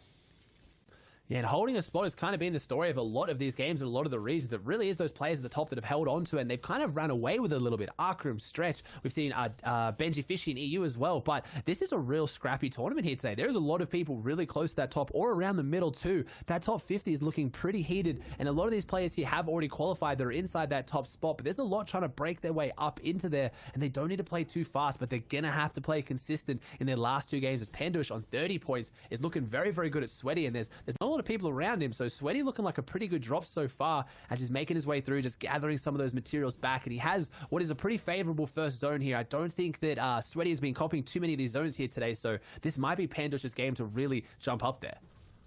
Now, Pandush is fighting people like Acorn, Swaysuo, and Day. These guys have come either first place at some point or just in the top 3 at the end of these games. We haven't really seen Pandouche there. But in general, if he just gets one more elimination, he ties with them overall for 5th place. So we'll see if that's possible. In front of him, though, it's Fishy, then Jelty, then Reverse 2K, and then Clarity right after that. So very close game overall. It's separated by around 7 points. So just half of really placement overall offered in this game. Calc is active. We're back to stackers, though, now. 80 people still left alive. At this point, usually we would see 70 at some point. But everyone is just trying to keep their hopes alive, their dreams alive for this FNCS solos right here, and Ace Day 3 Pandouches in another box. Blake treated like an absolute bot there, eliminated in record time. He goes straight through, and I was going to comment on the fact that he wasn't going in through the roof like we saw Mac would use so clinically, but Pandouche pushing Blake right up against that wall, and because it was that wooden wall that he did not own, he had nowhere to go, as Jelty now hanging around Slurpy Swamps. So that drop that's already changed the tournament so much. This season, as it progressed, the map progressively changed quite a lot. We saw Benji Fishy actually taking advantage of Slurpy Swamps last week, finally being exposed, finally emerging out of the water, and Benji Fishy finally emerging as that player to win a major tournament off the back of it, and Jelty looking to do the same here today with 34 points playing out of Slurpee. It's a drop that has now been proven to have a winning position, and Jelty looking pretty good here for it, but unfortunately doesn't have the best meds or mobility actually, but he's got this kind of Slurpee Swamps to hang around. I don't think he's dropped here. I think he's more just rotated through to get what he can to get back into the game.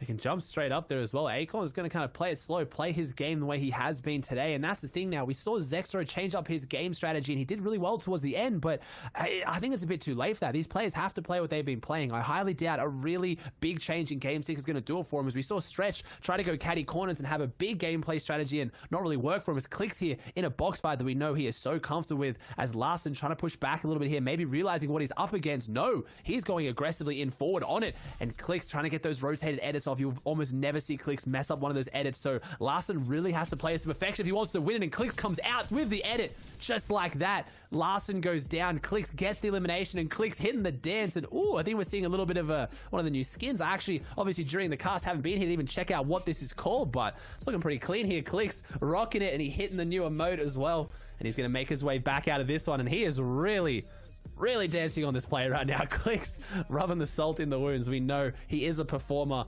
first, and then I feel like a competitive player second these days, but I say that 18 points, he has been insanely consistent, making all 3 final days, so he's looking really good here to close this one out, as Day is looking to continue to have a good day, and this is Day and Sway, so they're very close on the leaderboard and very close on the map right now. Yeah, to note, like, the big thing for this game is who's going to be stopped and not allowed to play. It might be Sway right here from Day. They're side by side on the boards. Day is looking to just go right all the way ahead. He has the wall on the edits. This is the ramp that's trickiest to get, though. So many options to actually disengage from that bad spot. But Day is right behind Sway right now. He's right on the wall. He's looking for the next shot over. Another ramp to kind of traverse over. It's not going to be fast enough for Day. He's on the next wall. There's a third party, so Day has the option for a huge edit. The tack shots will be there, and Sway stopped in Game 5. A big player who was so phenomenal, monumental in the last game we just watched on High Ground. He will not be here for this game. He will have to wait, frozen in time, as everyone passes him in the lobby. And we talked about as well, you talked about the reverse early on getting that caddy launch. We talked about last game with Sway getting high ground. It's those conditions that make you a little bit skeptical of how can they hold on to it when that position they were in was such a powerful position, but it's one that only one player in the whole lobby is going to get. It's why you look at those players more like Stretch, who are playing the kind of mid and low ground in those less powerful positions so consistently to get those points, as Zeph, who we saw last game, Zebra, I think, in the end game came second, just kind of hiding around that end game. He honestly played it really well. It wasn't as flashy, but it was a great performance, and he might need a little bit of flash here though though, is he's in a fight here on the edge of the zone. There's not too many eyes on it, but looks like this player is not going to disengage or let him away from it. So Zeph needs to do something big to get this fight, or maybe proving that he's just strong enough for Man to stop pushing and try and close this one out. We'll have some stalemates every now and then between these players, but everyone wants to get in, wants to fight. Main Tori, 2 points, really needs to just get aggressive in these early games. Needs to get some eliminations to pad up those placements, but wow, he's just looking a little bit too slow there. Zep picks him up in quick fashion, pads his stats. 23, he rises. That's another player who is not allowed to change the story that he's made so far. Another player who does not pass the barrier of Game 5. And it's those players that are down in those lower points that can really throw things off here, but they're being proven why they're at that lower end. Maybe just being a little bit out of their league here, a bit out of their depth in these final games. The semifinals are so different. You've only got 2 hours and you've got 7 games. It normally does reward those players who can get eliminations, but then getting into finals only has 2 points on the board coming into these last 2 games. Unfortunately for that player, Clarity, complete different end of the spectrum. 39 points. Clarity looking incredibly good right now. New signing for Ghost, trying to get a big placement on the board. Obviously qualified for World Cup. Haven't seen him do as much insane since, especially recently in Chapter 2, but a great performance here today. Even with the last, a poor final 2 games, he's done very, very well. And I think someone that not a lot of people would have had eyes on to do well today. Definitely not someone you'd consider an underdog, but wasn't up there in that big names like with Stretch, Booger, those players who've been placing consistently. But Clarity showing that anyone can show up on the day, and that is what Fortnite Solos is about.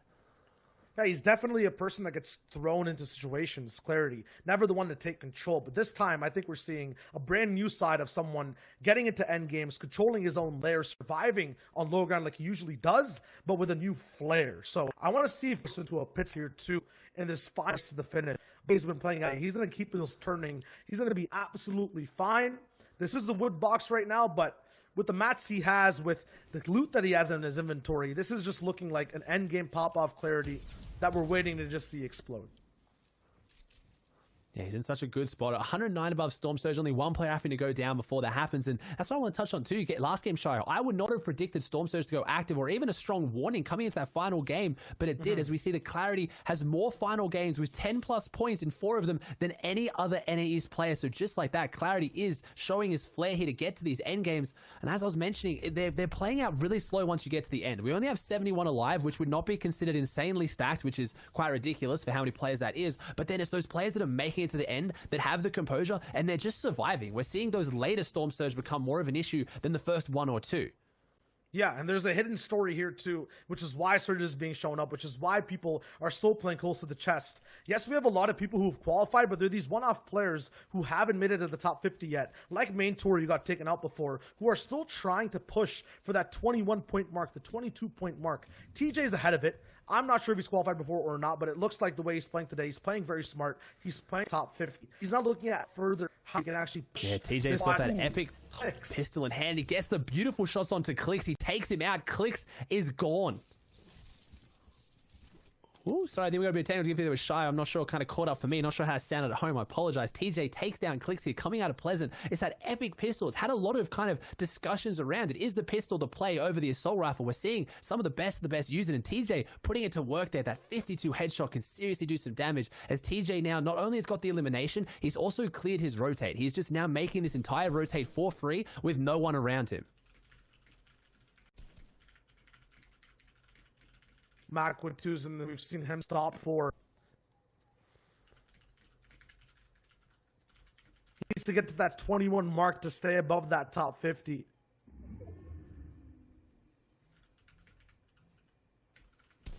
Trying to get those shots around the corner. He's got to make that rotate ahead. He's got such a good loadout. He probably doesn't want this fight to happen right now. We saw that aggression earlier in the games kind of go against him. He had that steamroller and he got stopped so quickly by D-Roller, who just rolled straight through him. Macwood now just making this rotate, using those wood builds just to kind of get in a little bit safer and push this player off him, because he's got everything he needs to close this game out. He doesn't want to throw it here, right on this player that's aggressively pushing him from behind, who really is not letting him hit the rotate. Quite often in these situations, you'll take the shots to make the person in front of you build, so you have some cover, but they won't aggressively play like this. Macwood probably getting very confused, and Macwood's a very aggressive player. You don't want to tempt him. He's now hit you for whites twice. There's a very good chance he'll push onto you or try to find you like he is now, just shooting through these hedges on the edge of Holy Hedges, trying to find a beam in there and just get that elimination, which is looming for him now. He's going now. He's pushing into a box fight now. He's actually going into a bit of a build fight. He is going with it, and there it is. He does. He takes down his illest. A player I'm very confused to see going that aggressive on edge. Someone with a lot of competitive experience, and now we see Macwood approaching the edge of Calc. We haven't seen too many of these teammates going head-to-head today, and Macwood and Calc, teammates, but I think teammates no longer. They have a bit of a tumultuous relationship like that, splitting and going back together with Zexro quite a lot, as Nosh and Reverse 2K are in a bit of a fight now, and Reverse is spraying out Nosh, but he's in a good spot. He's just laying down this pressure, and Reverse is looking really safe. Hey, Ozzy. Nice hello, to see Baller. You. How you doing? How are we? I'm doing very great. Welcome to the cast. Very happy to have you. Yeah, dude. Fantastic cast so far, and a fantastic tournament, too. Verse 2K has been playing so well. You guys have been touching on it over and over. 37 points. In a pretty decent position, but this zone rotate going to be slightly difficult with the congestion on his side. Yeah, he's got a lot of people around here, a lot of big names that you would not want to be congested near as well. Nosh, Degen, Demir underneath him. He's going to have to make a smart rotate with no mobility. So is it going to be just going to hit the foot? He's going to try and rotate behind, which I think that might be XMB with the classic Peely loadout. But is he going to hit the foot, or is he going to have to wait for someone to use mobility? It looks like he might be waiting to see if someone else drops something down for him to be able to recycle up and use. Where does it go? Is there going to be anybody who actually does that?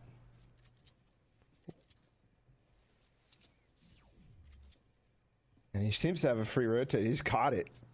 Something here has triggered really well for him. He's almost free. Pretty much no builds. He's going to go in this box. Oh, an impact potentially, which he's been missing, but just barely. So he barely hangs on to that. A risky play, but it pays off in spades. That was a scary one. I was going to say the Reverse doesn't normally go for these plays. He's not normally seen going for these refreshes, and maybe that's why Reverse looked a little bit shaky. Honestly, the shakiest we've seen him all day. It's incredible that players can look so comfortable and so composed in endgame, but in that little mid-ground fight there, Reverse looked a bit out of his depth, but luckily had the health and shield advantage, which carried him through. He gets the elimination. He's looking pretty good for it now. His loadout is still quite strong, and he's almost made that difficult rotate that you were talking about. But has everything he needs to get back up into this, but he didn't box it up on the back side. Now this player's spraying the AR. Thankfully, he can hold that, but he needs to get something back. No! It's Nosh who pushes through, and Reverse 2K is stuck at the 38 points that he's left with.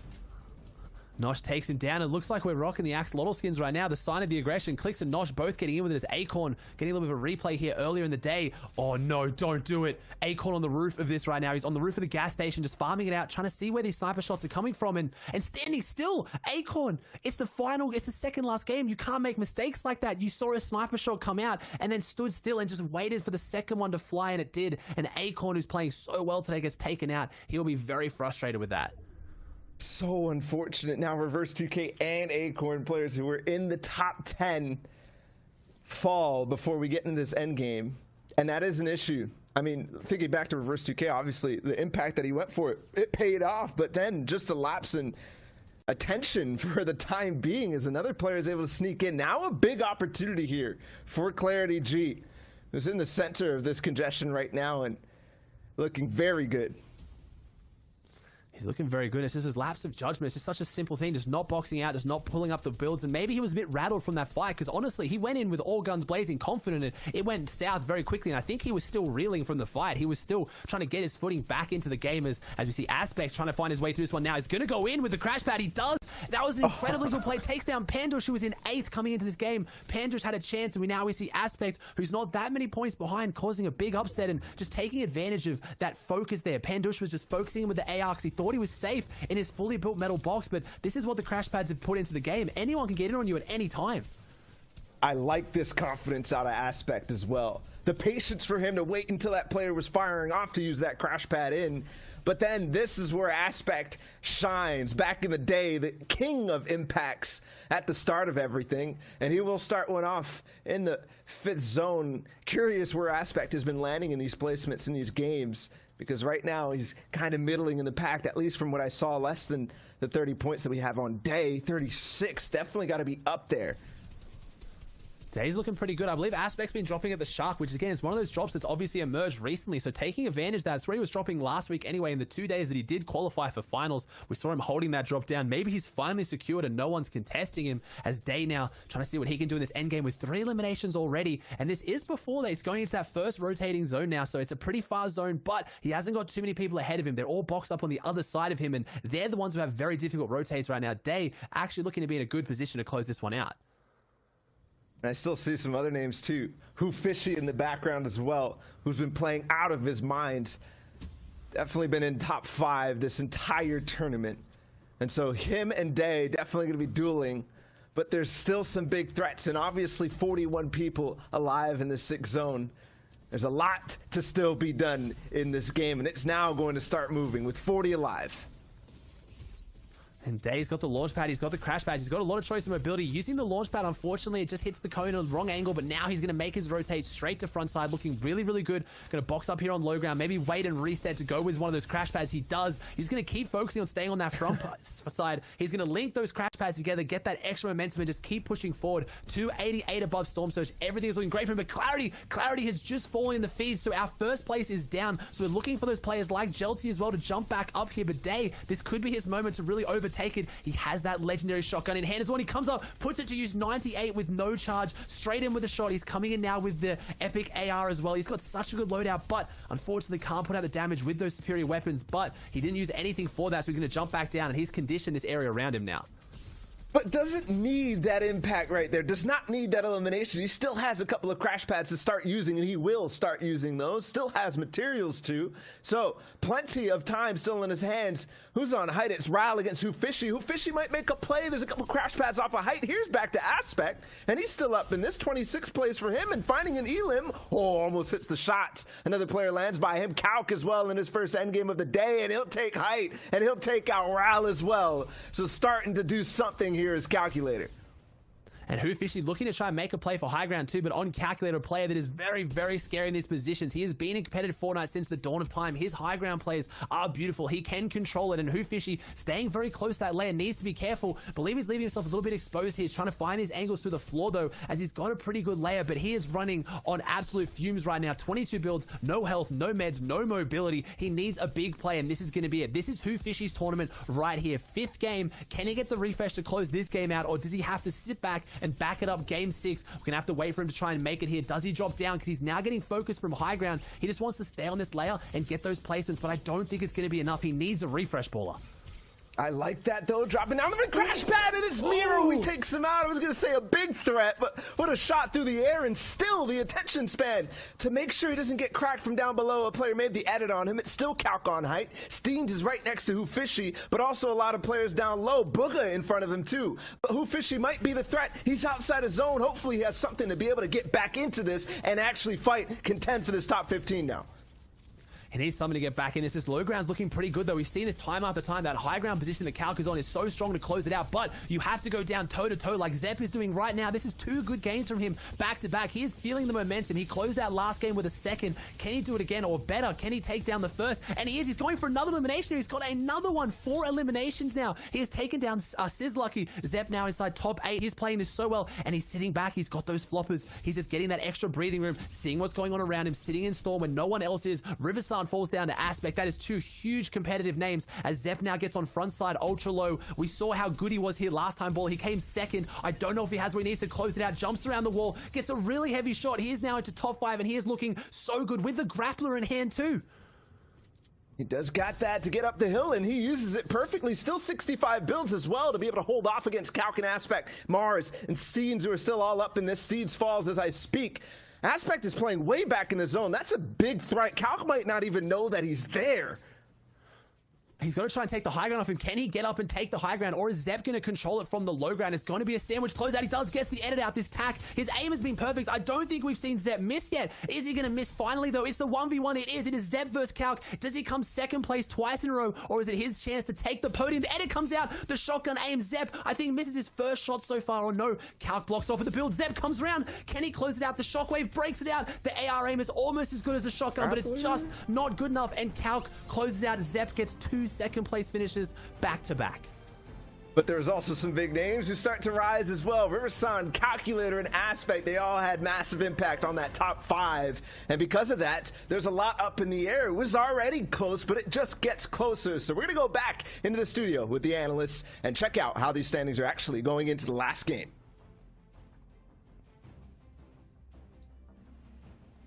Man, quite the end game there. Yet again, though, we see that Kit's launcher just causing chaos there. Calc with the calculated play, I guess one could say, launching him out into the storm. Now, he did have the grappler, but I just don't think, with 20 HP in the storm ticket for 10, I just don't think there was any way that could have gone any differently. Wouldn't have been able to catch himself there, but Calculator didn't need his calculator there in terms of the angles. Found it brilliantly shot. The shockwave keeping him back in the zone and just giving him the ability to outlast Zephyr right at the end. Yet again, as I said, another second place, but still second place is enough to rack up points. And we'll take a look at the leaderboard. My brain is going crazy today. We'll take a look at the leaderboard here in just a moment. For now, we got to talk about what's happening at the top. There's a lot of things unfolding here, and when we do take a look at the leaderboard, we'll see it's very, very close. Gentlemen, you guys are going to break this down for us. A lot of these players are within striking distance. Right now, no one is safe.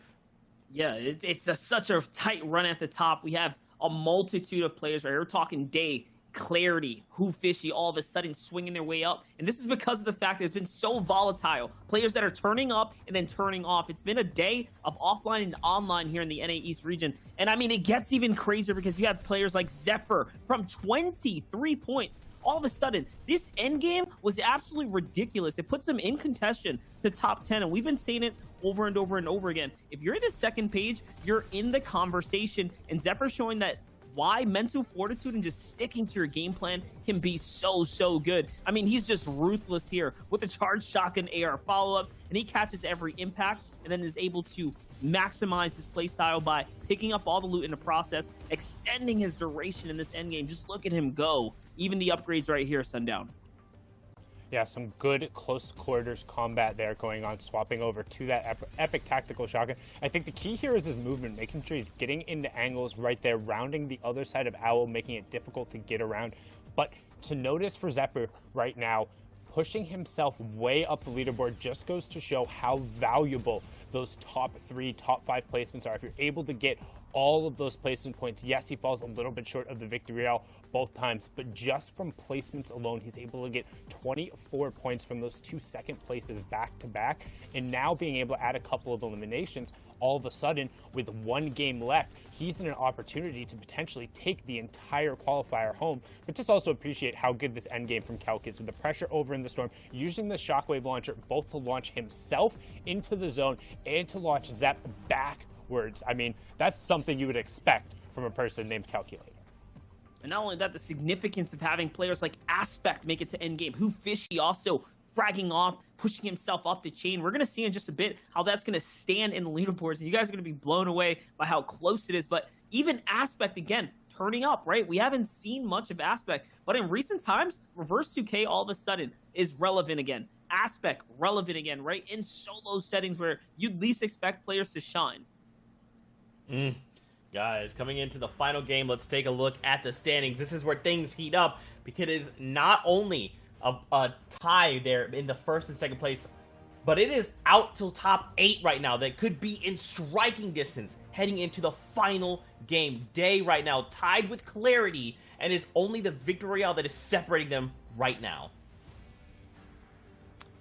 That's the victory royale being the tiebreaker, but we talked about just how close it is. Remember, a victory royale by itself before any eliminations is 14 points. If any of these players were able to take away the final match, they have enough just from placement to overtake the top there. Let's flip it over. And even again, now, if you throw a victory royale onto 20th place, Hero would go all the way up to 43, and he would have the tiebreaker over the top. All of the players who are in the top 20 are realistically in contention. This is the closest final we've seen yet across the FNCS, and most certainly the closest one we've had on broadcast. And it's only getting better from here because players like Booga are also tied for nearing top 10, right? So we know we're going to see some upsets and some huge shakeups. And look, the 29-point threshold goes all the way down to the 23rd placing here. And this is how much is on the line. This is how much is riding here. So there are so many names that can realistically snatch a top 3 or first place from the entire tournament. We've seen it happen before. When first place falls, what can happen, right? This just happened in EU, except it was maybe half the names that were in contention. And now we have double, if not triple the amount of players that can realistically take first place. Yeah, so even Calc there, who was on the last page, if he just repeated his performance from last game, which we know he's capable of, would also be in that first place spot. So we're going to have to keep a very sharp eye on that top 5. You can see right now as well, the 50th place marker to automatically qualify in the heats is at 17 points. Can also expect that to slide up, but should be looking just north of 20 to guarantee yourself a spot in next weekend heats and potentially a spot in the grand finals. My goodness gracious. The stage is set. Anyone can pick up the Victory Royale with a handful of eliminations and take the #1 spot on the day. This is as close as it can possibly be. Watch that elimination feed when you're in this next game, Fortnite fam. Every single person, every time they interact with someone else, will make or break their game right here and right now. Let's not forget, top 50 will move on to heats next week. Next Friday. Make sure you do not miss that because you will want to catch all of that action. Guys, it is time to head into the final game here in NA East of the FNCS. Bring the hype. Let's send it back over to our casters, Bala TW and Aussie Antics. Guys, let's get into it. It's time, the final game once again, and we've been here so many times, but once again in this season, we seem to have the closest tournaments of pretty much all time. 7 points separates first down to 11th. And so, like the analyst aptly pointed out, Aussie, we need to pay attention to who goes down off spawn and through this mid game because, like we saw in EU, there's certainly going to be turmoil. Yeah, and every elimination matters, not even if it takes down a big player, just one of these players picking up eliminations. We have a big stalemate here, Riversun with the green tack. On the other side of the wall, we have this player cooking up the charged shotgun. It's not a peak you want. 159 is enough damage from any charged shotgun, and we have an ultimate stalemate. Riversun has the crash pads. We haven't seen a stalemate like this before. No. Riversun turns, ooh, and that was it. That's all it took was that little feint to take out the wall, and Riversun shows that he has the ultimate composure. He's someone who's been in pretty tense situations. Don't know if it's ever been like that barrel to barrel, but Riversun opens this fight up with that little feint on the back wall, and now he's going to try and make his way through. And honestly, it just shows how insane these box fights are, how insane Fortnite Solos is at the top level, and Riversun hits him with a bit of the disrespect in a fight I have not seen happen yet. Oh my goodness, at least we start off game number 6 with some entertainment on Riversun at the pontoon. And there's a reason for why they're actually holding the charged shotguns there. They're both low mats. They don't want to have to go to an extended box fight or build fight with the situation that they had on hand. So they're just going to charge up on both sides and just wait, essentially, for anything to go down. Stretch all the way on the other side of the map has gotten 1 elim, and we're already down to 80 players, Aussie, so a lot has happened up to this point. Riverside going to move off the pontoon, though, hopefully with a good set of loot, because he definitely is still in contention. Yeah, the pontoon's got some really good loot at it too, and he can really upset things and jump up there too. He's a player that shows when he gets to endgame, he has that same kind of win condition the Stretch does. He plays so consistently. As Day coming out of Salty looking really, really good now as well. This drop actually for being a POI doesn't have that much at it, but he is looking pretty good. Doesn't have any mobility though, and still only about half full on the mass, so he's gonna have to be careful how he plays this mid game because any mistake could cost him his tournament today. I have been seeing Salty finally get to the spot that it needs to be in terms of making it a viable spot, because for so long, so many people landed there for pretty much no reason given the loot, but one person, it will make that work, and we saw that actually in a couple of the recent tournaments. Here again, potential for Day to continue to rack it up, and no fight off spawn for him, so he is definitely chilling and happy with how this early game is unfolding so far. Yeah, he's looking pretty good, and Dirty Dog's a good spot with a lot of loot, and Clarity doesn't have that far to go. We're seeing another more southern zone. I think that has been where most of the zones have gone today, so we'll see if it can play into his hands again today. And don't forget, the two people that we just saw, Clarity and Day, are literally tied for first at the top of the leaderboard in this last game. Making a boat or a coastal rotate. We got another replay. Zephyr was the guy who got second back-to-back, Aussie. Yeah, he has. Zephyr getting the insane fight right now as well. You got the replay coming out right now. Zephyr is looking really, really good into this fight. I'm going to let you break it down for us, Baller. He does. Never mind. It ends that quickly. We can't even break it down. He hits him with the dance. We're seeing a lot of disrespect coming to his final games. So, I mean, I think a lot of these players is, again, they've been playing solos for a long time today. And again, it's not just about this tournament. It's about tomorrow. But Zep, a player that I'm happy to admit I don't know a lot about. And that's why these official broadcasts are so great. We can really, really focus on these guys. That we can. And we'll see how he goes and ends this tournament. Zepri has been playing so well. Hopefully that's the correct pronunciation. Trying to read that name and actually get it through. Regardless, over towards the Orchard Glace, we saw him have that 1v1 battle with Zexro earlier on. And certainly has been a player that we've been watching kind of grow, I think, throughout the FNCS, the Dream Hacks, all the different broadcasts that we've been paying attention to. But right now, 17 points. What he wants to do is rise up. There's a player in front of him. Could be an extended fight here. Who is this on the other side?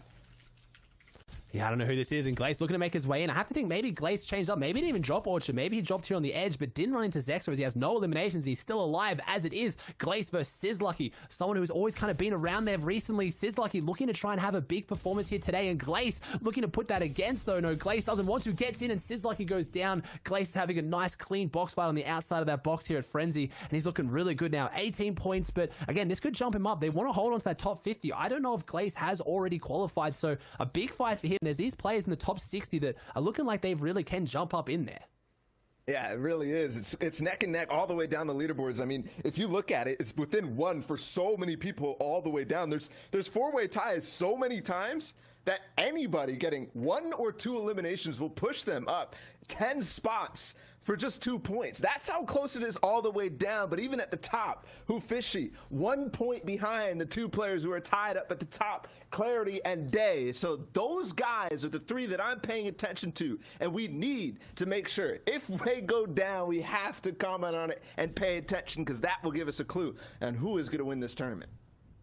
And Who Fishy with an interesting loadout. We've seen a lot today. The very typical AR shotgun, 1 mobility, 2 meds. But Who Fishy has the double mobility, which could play really, really well into his hands if he doesn't take too many tags on this rotate. If he gets hit right now and he goes below 150, he doesn't have enough to top him up to that full nice health. So he's got great rotation. Zones shouldn't be too much of an issue, but he's got to play smart, as there they are. The tags come out, and I just saw a Marauder pack fall right in front of him, which could affect his game as Clicks using the crash pad here. Don't know if maybe that was a bit of a misclick, or he's just really aggressively trying to catch up to this player, as we see this new Axolotl skin making its way down the water where it is so comfortable, and Click's not as comfortable now as he gets sprayed in the back and has to turn his attention to someone behind him.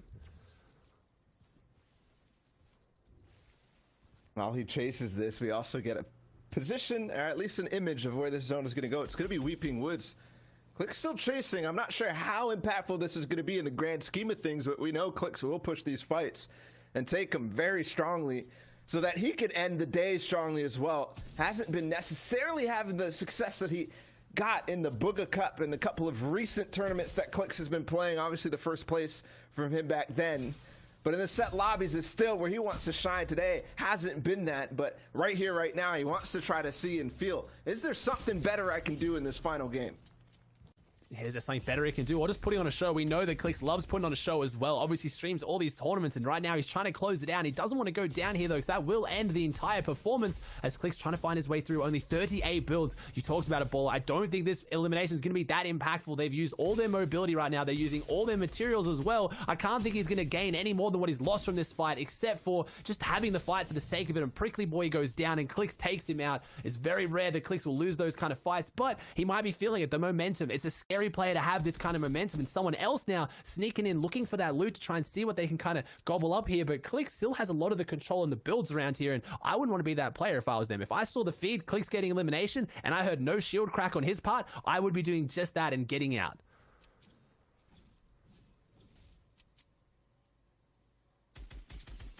And for sure we could see the amount of players that have been lasting throughout all the different stages of the game has gone down drastically, and we're now kind of a little bit of an uptick as we have 77, pretty much on pace with the last 3 games. What does that actually do for the conditions as these players are rotating, especially for those top 3? How does that impact them, Ozzy, going forward? Is this making it easier for them or rougher, especially with the names like Clicks running around?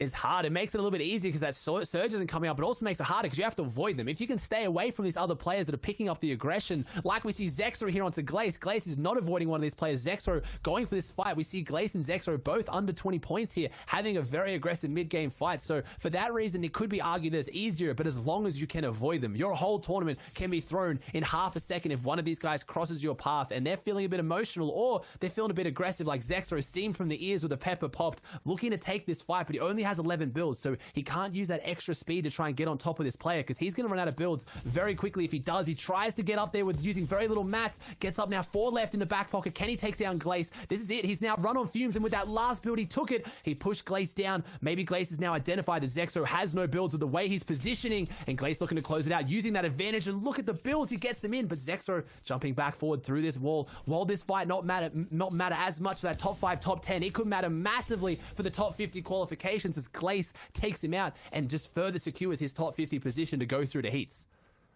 Another big name for Glace as well, and he gets the last laugh after having that engagement multiple times over at the Orchard. They engage one more time outside of Authority. Here's Stretch, the Day 2 FNCS qualifier winner, and he has finally gotten Caddy Launcher after trying so many times from the start of this. Not necessarily doing what the normal convention is, but ending up going to Caddy instead. 24 points for him, but this could be huge. You give Stretch the tools like this, and I don't think he will disappoint in any sense of fashion, because normally he's out of Misty without this kind of loot at all. Yeah, I believe he won the game earlier today, so his 24 points have pretty much come almost exclusively for one game when he had this caddy loose, so it's going to shake up that top 4 massively. If Day, Cloudy, or Hoofishy try to make any play near him in this endgame, if he makes it, but honestly, I think we're used to seeing Stretch just hold on to this loot that he has, knowing the endgame is his win condition. He is playing aggressive, and this is what we talked about. Can you avoid the players like this? Right now, this person was in a beautiful box. They were up outside Authority, right near the edge of zone, in hard mats, but Stretch does not care. He is pushing fights for the sake of them, and is he going to back off? No, he finds this angle and the player predicts it to, wrapping around, and there is a few eyes on this one though. There are 3 players here now. Is Stretch capable of closing it out like he does in endgame in this mid-game fight? Beautiful shot coming through as Cody goes down, someone who is used to having that caddy loot in the back pocket, as it is now Stretch versus Curio, and he just does his shockwave straight through, tries to get in the builds. He's almost in there, but he's not, as Booger picks up an limb in the feed as well, and Stretch just kind of has these builds around this fight now, and he is just having fun with it. He is playing this like a pub right now. This does not look like the round 6 of an FNCS qualifying tournament, but again, for Stretch, you could argue it's not. He is already qualified, so he is just trying to close out this fight, and he does. That is 4 eliminations. Again, does he break the Prodigy curse I talked about earlier? Having over 3 eliminations for 5th zone has meant that that player has never made top 10. What a stat on that one. I don't think Stretch cares. Like you said, already qualified and already proved that he can win in phases just like this. And when it comes to grand finals, he will be a big contender. There's another fight breaking out, though, on the side of zone. He has plenty of time as that goes all the way very close to him. The player going to get on the wall, but Stretch will back up. Try to pop some of these heals to hold on for time being, but right now he's spending a lot for very little. Who's on the other side? It's Glace again, and Glace will take out 3 big names back to back to back. Says Lucky, then Zexro, and now Stretch. And it feels kind of like this guy is a Kingslayer in some rights. But at the same time, all these kings that we're so used to seeing, Stretch, Clicks, Zexro, all these guys have completely flipped the switch and gone on the deep end because they're W King like madmen in this final game. They're playing aggressive, and Glace is just taking advantage of that, and there's more on the line for Glace too. He needs to try and qualify. He wants to get up there. He's starting to push towards good cash though as well. Like, he's looking, I'm going to stop talking about top 50. I think he's pushing for prize money today as Clicks also doing the same here on 21. 1 elimination. He's trying to find his way through here. Rockets out, and he rockets himself, but I think it was only damage onto himself. Unfortunately, Clicks, the pressure getting to him a little bit too much here, went for the fight, and that is not how he wanted it to go. I think that was honestly a misclick on the rocket there. I think he was probably going to try and crash pad through there, and it goes to his head, and he goes down. Clean now on the edge here. We haven't seen any of those big names. Day, Clarity, Hoofishy, Reverse, TJ. I have to think they're all still here. I've had keen eyes on that elimination feed, like Baller said, and there's one. Day is down there looking clean on the edge of this one, so they're still in there. They're just hanging pretty and avoiding these fights. And under the bridge, he'll wait for the time to strike. Jelty as well, 39 points for him. They've accrued that first placement point, so everybody rises together. Kind of negligible in that sense, but we need to spot more. I mean, we just saw Jelty, we just saw Day, who's in first, tied with Clarity. But where is Clarity? Where is Who Fishy? Reverse 2K? It's all quiet right now. But depending on where they are and what their situation is, this game takes a very different path, because then it could be a multi-way battle as we get in through this 4th zone and 5th zone into the end game. And this zone right now around that weeping area is going to cause a bit of upsets. It's just got so many trees in the way, which is cover. But also when you think right now, we've seen those crash pad rotates. They have been everything for a lot of these players. Even the launch pads, they're going to be a lot more difficult through these zones. It's the first time we've seen it. Are they going to be able to adapt their playstyle and just get into that clean position? We need to see where they're positioned, because that in this kind of zone is going to mean everything. We saw Booga actually on top of Miro, which is literally how they are on the standings. By 2 points is what Booga actually has on top of him, and I saw him get an elim in the feed already, so make that 3 going into 4th zone, but they're on top of each other, which means Miro could put an end to that if he so desires. Magnolia is basically right in front of him. That's the box. Miro will go. Booga might attempt to strike. Polarized too. There's so much congestion on the forested side of Weeping Woods. They have to all cross the river, potentially have to spend some mobility here because there's just too much in the way. There's too much in the way, and there's a lot of players already on that edge too. This is by far, this is like the congested side of this zone, and it's the congested side of next zone they're coming in on. Right now, it is just stacked upon stacked. So you're talking about it, Book on top of Miro. There's going to be a lot of players on top of a lot of players. As Polarized drops down, unfortunately with that crash pad, it's a bit of an awkward area. It knocks out the builds, breaks them out, but he comes back around, and the player gets confused. Magnolia is left just dazed after that first shot, doesn't know where he is, and Polarized takes the back wall and gets the elimination, as there is Zep as well. So Zepri is hanging around the edges too. That's our 6th place. So we've had eyes on almost everyone, and there is Clarity, and of course he is positioned in the zone, ready to strike, ready for this end game. 2 crash pads, 120 builds. He is looking ready to run this tournament, Homeballer. On the north side, and like if you take the look at the south side where we just were with his former teammate Booga, Miro, and all those players, they were so congested. And on the flip side, the normal side that you would expect to be congested, the north side where most of the people are rotating in from the rest of the map. Of course, this is pretty centered, but nothing for Clarity, which might be a blessing, but it might be a curse too, because the players next to him are all based up very close by, and even a Stink, he's taking a lot of damage from that. That's 4 ticks.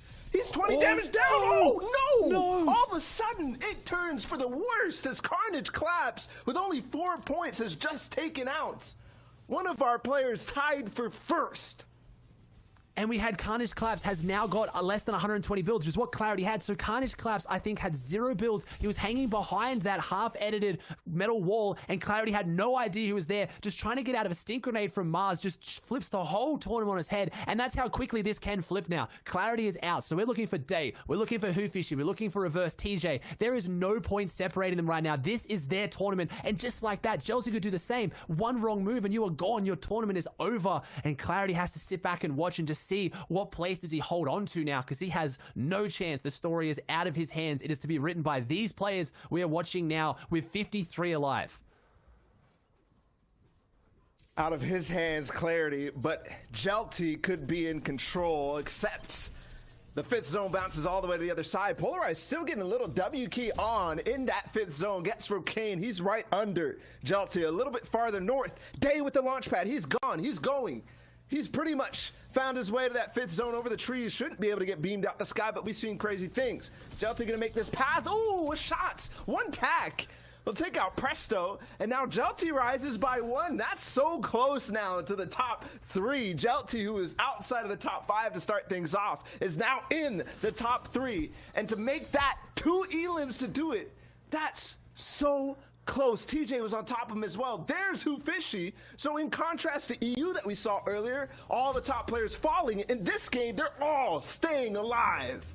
They're all here, and we even saw Jelty and TJ about to take the same launch pads. They could end up in a very, very similar position on top of each other as these zones close out, though. These players are all going to be on top of each other. Who Fishy looking like he's on top of his game. 1 pepper left, 5 crash pads. He has the loadout so far to close this one out, but he's going to have to hold on to it. Nice little shots coming out. They've just gained their top 50 placements, and again, like you said, Baller, we would mention that as a big, impactful point for the leaderboard, but they're all getting it. It's not a net positive for any of them as Kamari goes down, but that was Who Fishy, and Zepri goes down. That's another player in top 8, so it's really closing out around that top 5 as Who Fishy, that 1 elimination could very well be the difference between him winning today. That it could. Every single little thing matters. When we get to this end of this game, I'm pretty much certain that we won't be able to call it. It's that close, and that many players are in contention. TJ is still right next to Day, so at least that might be a duel that could go to the finish. Glaze, don't forget, he took out Stretch. We didn't actually touch on that before, but he now has Kit's loot, and he now has the Shockwave launcher to make a statement in this last game. And 16 rockets, that comes on the back of how aggressive he was before he got it. When you drop Caddy and you get it, and then you hold on to it to endgame, you usually have like maybe, what, 4 or 5 rockets. We're seeing him with 16 rockets here. That means not only is his game right now, everyone else's game is under threat. That is 16 people or more that he can launch into zone and end their tournament that quickly. This is a very, very volatile weapon. And right now, Glace looking to see if he can put it to use for this first part of the rotate. He is looking good for this entire endgame. So all the big names still here, but Glace is one to watch to see what impact he has on this lobby. As no one went down now, it's gone quiet, and here it is, the quiet for the storm. You said we might not even be able to call it. I'm gonna do my best. Yeti goes down here. Glace getting a big elimination just like that. That could so easily be one of our players in the top 5. Illest also picking up an elimination. Keep your eyes glued to that feed. Me and Ball are going to do our best to call it, because this is going to break down and change very quickly. That it is. Now the wide shot to spot any player who is in contention for this top spot. There's Axpect in the bottom left trying to make his way over the hill, and that is a threat for everybody else. Jelty's still up in this. I see Who Fishy, TJ as well. Not seeing Day. There he is in the center, and he's actually taking a second height position, slightly under Rao. Who's on height? It's DJ on the backside. And we know who has the caddy launcher. So any of these players on high ground is not the position they probably want to be in, because they're basically minding it. You're just babysitting it until the player with the caddy launcher comes and takes it. As Grazka's in there as well, Polarized. They're all so close, and none of them have gone down. Dub's in this lobby too. So even these players who are a bit down the leaderboard, we have some big names. TJ's down there. Day making his rotate through the sky. The most dangerous part, he lands though, going for a refresh. Day just not comfortable closing this game out with what he has. He wants the refresh. This is his tournament right here. That unfortunate trade didn't really go in his favor. He has 38 builds, but I like this. I like to see Day being comfortable and being confident to go for those eliminations. He doesn't have what he needs for the end game, and he wants it now. 46 points, as none of those big names have gone down right now. We still have our top 5. Acorn goes down. There's a few names around that top 10, but so far the top 5 is still in this baller. That's what I think too. Day has a kit, at least he has the RPG to maybe find that impact that you said he so desperately needs. Right now, he's trying to outlast, but also if Who Fishy, if all those other guys start to activate too, Day has to find some eliminations to keep up. He will get TJ. That's 5th place. And now 5 HP, what left with Day? 5 HP, now in the top 22. He has a small shield pusher to use, but cannot take a zone tick at all, and only 11 builds remaining. And Jelty took down Who Fishy. Not only are we seeing all the players in the top 5 here, we're seeing them take each other out of the game right now. So Who Fishy goes down. This is pretty much Reverse and Day here trying to go toe-to-toe. They're both here, and you've seen Reverse not getting the elims, so you have to imagine he's healthier than Day. Day steps out, and no, that's it. That was the Storm tick. He stepped out into Storm, trying to lead with that rocket, and he goes down. Is Reverse still in there? I can't see him, Baller. There he is. No, Reverse is there on the low ground where he shines. Is this Reverse's chance to step out and take the lead? He has qualified for World Cup solos. We know he is a phenomenal solo player. Haven't seen too many pop-off performances. This is his chance today. Furious on the high ground. Grazka's here as well. Grazka now has Kit's mythic shotgun in the back pocket. Riversan falls. All eyes on the feed to see if we see Reverse go down. And that was it. Grazka just took down Reverse with the mythic shotgun. This leaderboard isn't anyone's. We can see another name come out of nowhere, I think. Grazka trying to push up there. I don't think he has what it takes to get into top 5 today, but he's jumping up, Ball. This leaderboard is going to come right down to the wire. Yeah, it is. I really have no clue what's going to happen in this case, but still a big fight. We just basically have to look. Furious with 40 points. He could overtake if he gets the win and a couple of elims too, because as we saw, we had the top 2 fall with not over 50 points. I think potentially we're going to have to wait for this, because this is going to get intense. 1v1v1, and Furious has height with the Kit Shockwave launcher. Furious dropping down, and now it's shotgun, toe-to-toe. You have to think it is, and Furious does. He comes out on top with Kit's mythic shotgun. It comes out. No, it doesn't. The legendary Shockwave launcher wins. Furious on 47. Is it enough, Baller? He came into that game behind them, but they didn't get that many points. They fell right before that top 10. Wow, Furious if there was anything he needed to do, that was going to be it. That was literally the best he could have done. I'm not sure if it overtakes Day. I don't know where he ended in the points because he ended fast. All of a sudden he was down, but Furious gets the last, what was it, 3 elims in that game to make the win? So, whoo, boy, that's at least 17 points in one game for Furious, and our FNCS Invitationals champ is striking back and saying, hey, I am still here in the last game. You think every placement after top 10 is a point, and then he got so many of the eliminations left. He didn't just play out that game safely for the end. He knew he had to have a sprint finish, and a sprint finish he did at the end of the FNCS. So I don't know, Baller. I have absolutely no idea who's going to win this. Last time it was very clear cut. We could almost tell. We're going to have the analyst and Zeke break it down for us to close out today. My name's Aussie Antics. Thank you so much for having me. I really appreciate it. We missed Shio there at the very end, but Baller came through in clutch and killed it. Thank you so much, Baller. Thank you, everybody. Any last words, Baller? No, man, great tournament, fantastic. I'm still holding my fingers. I'm on the edge of my seat. And so we're going to have the reveal with the analysts just now.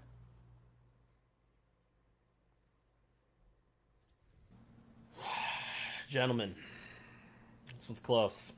This one is close. The 3 of us were sitting in our green room, and every time we were watching this game, watching the elimination feed, anytime someone made a move, our hearts stopped. We held our breath. This is coming down to the wire. First of all, congratulations for the big victory out. Furious. Great way to end the day. Now, that being said, let's take a look at the final standings and see who holds it. Did Furious pull it out in the end with his 47 points, the victory royale, and his total 4 eliminations? He, in fact, came second. Wow. Day held on at the very end. He placed 16th and picked up a single elimination, which combined was just enough to move him ahead. So Day, congratulations. Today, you are our winner with 49 points. Today was the day for Day, and it was a day indeed. He was able to just close it out there at the end, and as Monster said, so absurdly close, just a couple of eliminations going a different way. One more player making it in the top 5. It could have been the difference. Only 8 points separating first to 10th down there. Congratulations today. But rounding it out, we have Furious, Reverse 2K, Hufushi as well in the top 3. Let's switch on over now to the top 20. Don't forget, top 50 will be guaranteed in the heats. That's Flopper Sun, Sentinels, Aspect, Owl FN, Liquid River Sun, Sway Suo, Acorn, Claw, FA, Twitter, Ral, FN, and Illust, rounding out our top 20.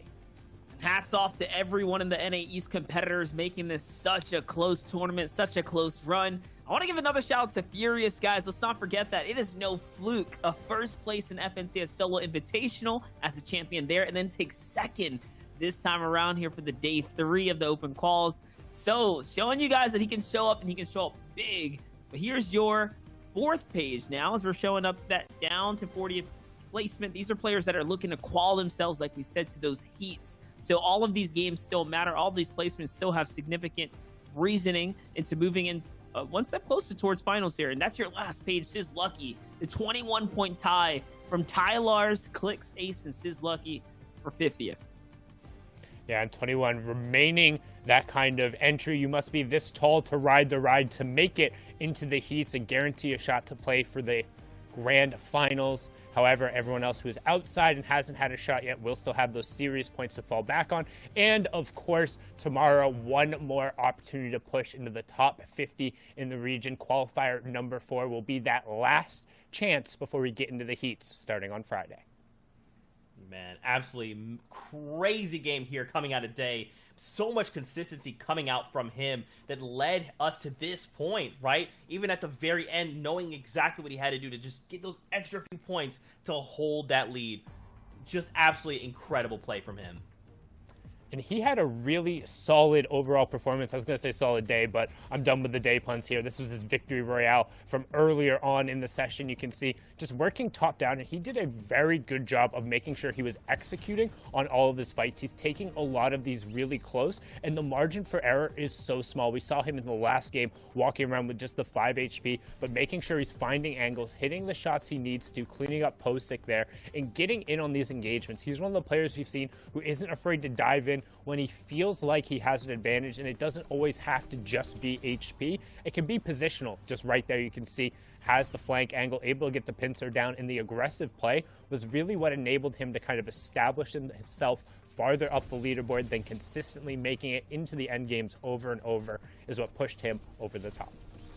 What I was noticing about his frags in this just highlight package right here is just box fights, right? He's not even crash padding in or doing anything flashy like that. He's straight taking walls and or hopping into boxes and doing it the old-fashioned way, just showing that if you put yourself in the right position and if you're confident to steamroll through someone, you're probably going to win those engagements. Yeah, that's right. Well, that's it, Fortnite fam. An incredible day of Fortnite to be had. Now, you can't forget, we're back tomorrow, same time, same place. So make sure you're here. Don't miss any of it. Fortnite fam, we hope you have a great night. And till tomorrow, we'll see you guys on the Battle Bus.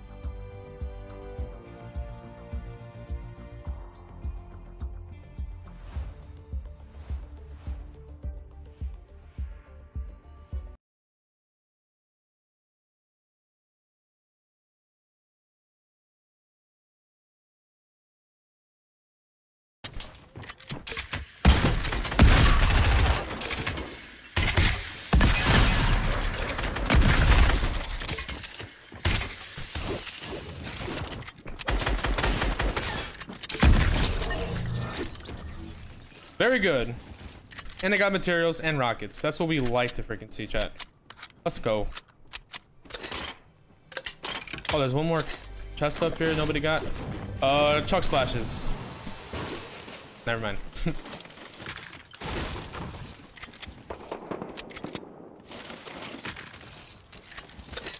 This real?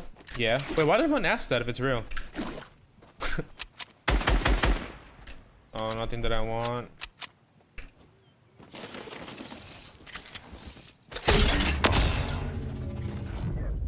Okay, I could have sworn I heard somebody.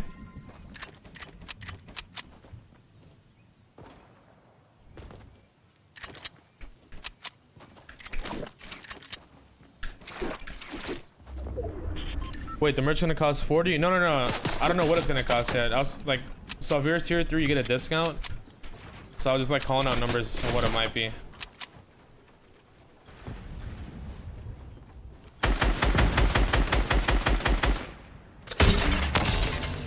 Oh, there's a tree.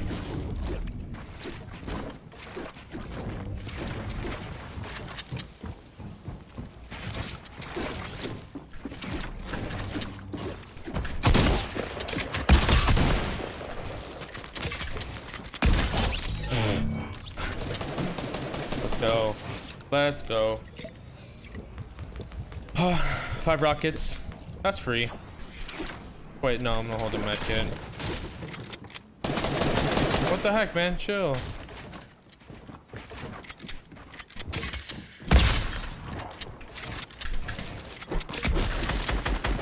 Ooh, did him dirty. Chat, I did him dirty. What the heck? They loop, because the top 3 streams are always loop scammers. Oh, wow, what the heck? Come on, chat, I'm not scamming you. Never. I enjoy streaming. Like, don't get me wrong, there's like, I've seen a lot of YouTube streamers that are just so awkward when they talk. Like, it's so like fabricated. I don't understand. Like, the only real ones are my homies, you know?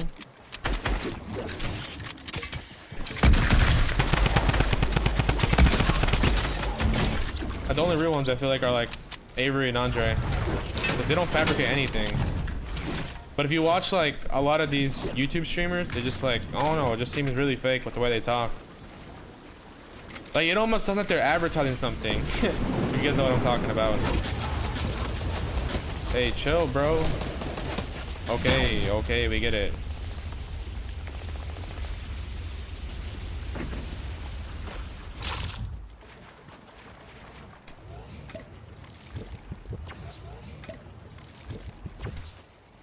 But I don't know if you guys know what I'm talking about. Like, I don't want to give examples of anything.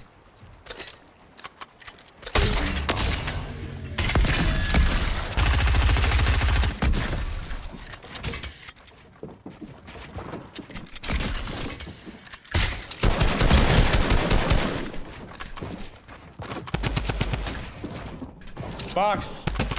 Thank you. I'm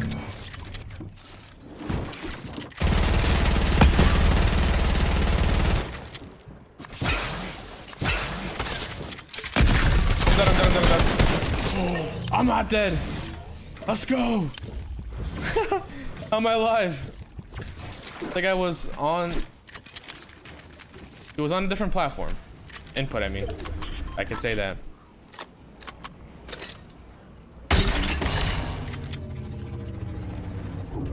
No way, there's just a random big pot sitting here? How convenient. What the heck? Green HP, come on.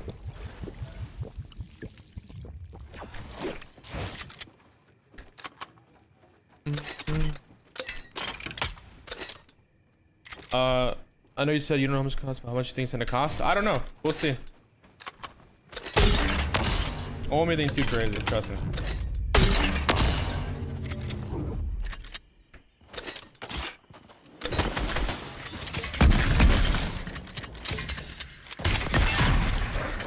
Were you really baiting this?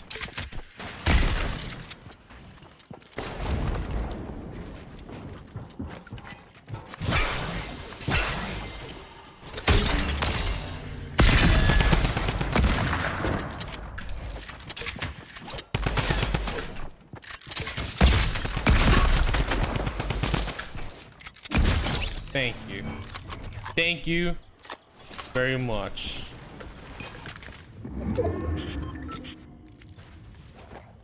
What's up, Ailman? Oh, okay, guys. We have our HP now. That's good. Oh, I hear them. Reload this. Type 1 if you think I'm gonna win this. Type 1. You see 1 in the chat if you think I'm gonna win. Type 2 if I lose.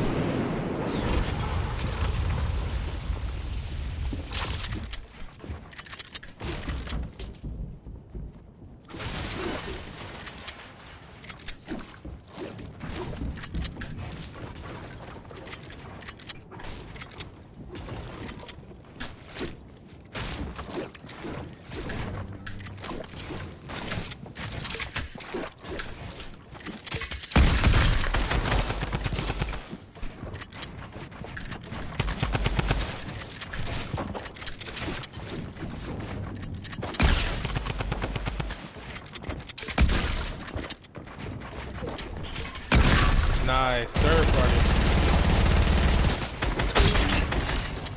Gotta love the third party.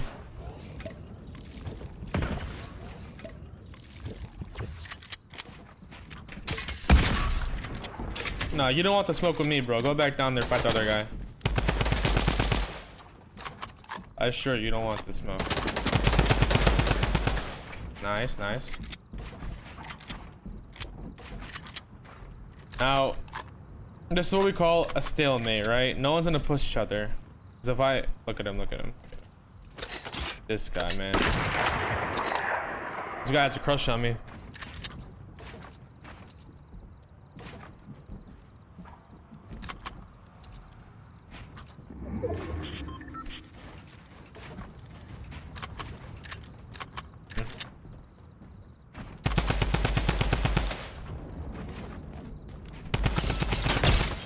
Peekaboo.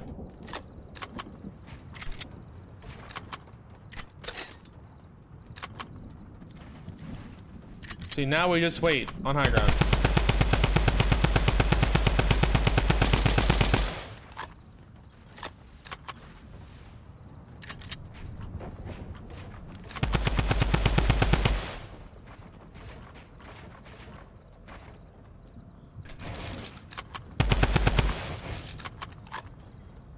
As you can see, no one's gonna fight.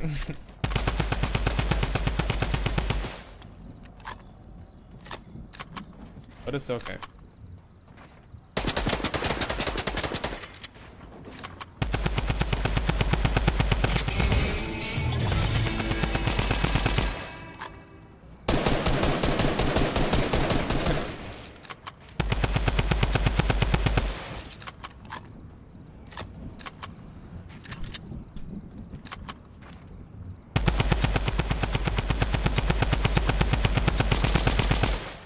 Look at this.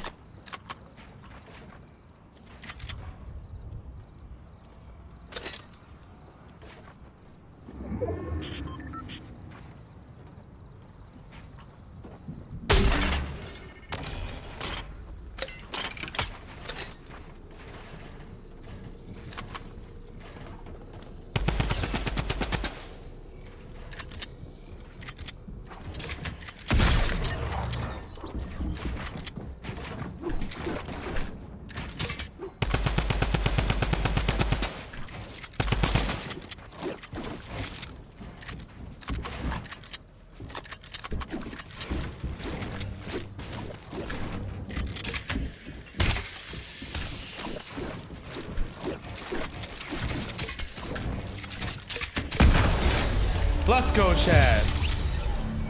Sup,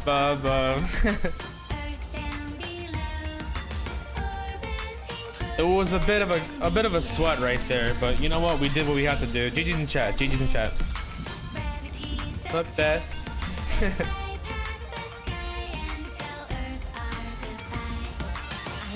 Live in outer space. What's up, a real gamer?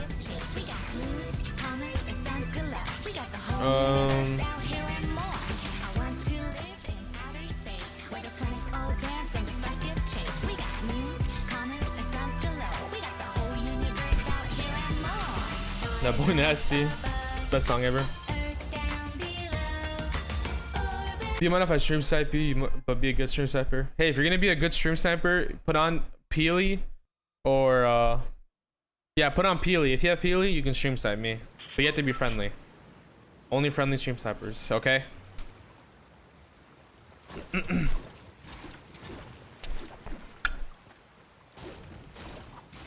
GG's, yes sir. What up, Creeper? Time with bros. How's it going, my man?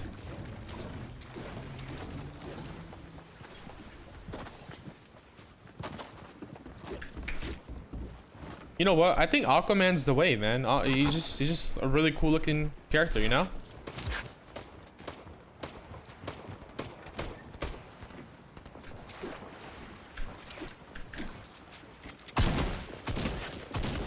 You guys already know I land here all the time, just saying, so. Boom, boom. That's it for me. Have a great streamer run. Alright, Mohammed. Appreciate you coming out, my man. Shout out to you. And then Sarah again with the $1 glizzy. I appreciate that, Sarah. Thank you very much. Thank you so much. Like Sarah and Duo, if you guys see what I'm looking at, I'm gonna send you both the picture on Twitter, okay? I'm gonna send you both the picture of what I see after the stream. Oh, great. Ladder bug. We love to see that. One of my favorite YouTubers, bro. Daniel, I appreciate those kind of words, my man. More glizzies. It's tempting, but tomorrow, y'all. Oh my god. Come on, man. I need to get that glizzy sub badge or emote. I keep saying badge.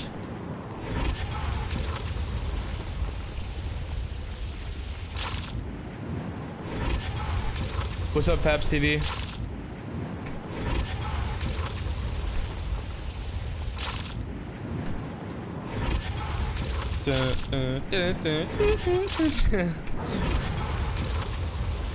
Oh my god, my drop sucks.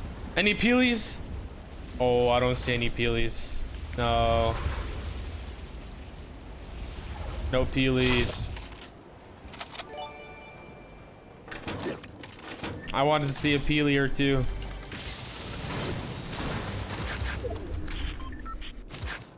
Oh, what's that, Aquaman? Minis. Oh. Big pot right here. Okay. You know, I should probably stop trying to do that because it never works out in my favor. Moz C with the 2, because why not? Glad you're doing so well. Yo, Moz, I appreciate those kind words, man. Shout out to you, bro. Shout out to Moz, man. Always been supporting. Okay, I didn't mean to drop that. What the heck? Chat, it's like 80 degrees outside, and I turned my AC off just so you guys don't have to hear the little zapping noise in the background. But it's getting warm in here. It's getting warm, but it's okay. We grind these out, you know?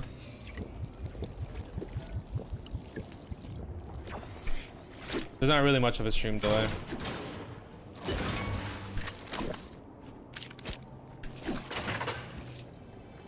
It's all banana. Nice. See, this is what we like to see right here. Oh, I have 7 minis. Oh, thank you.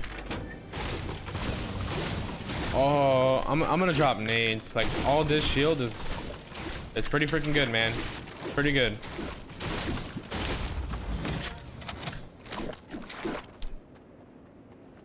I just up to you. I appreciate that. Thank you. Wait. Oh, I know what they're looking at. Okay, Chow, you ready for this? We're gonna have the hardest flank of our lives. This is gonna be the best flank. I think that guy is killing Kit right now. He is continuously shooting his stack shotgun over and over again.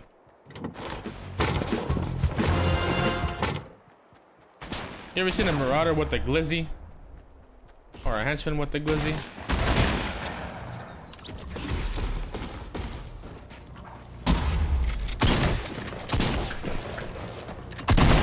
Yes. Okay. So I don't think they had Kit. Or oh, I hear Kit.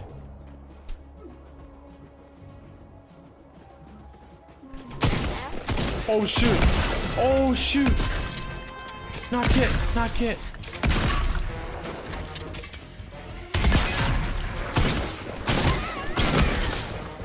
Not you, Kit. Oh my god.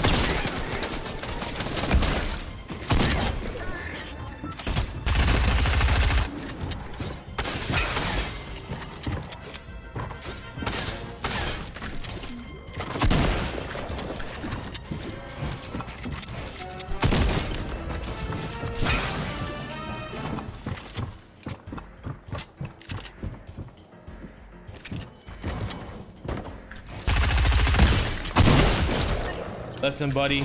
Listen, okay? Don't do that. Don't do that. You know what they call me? They call me the Big X off, alright?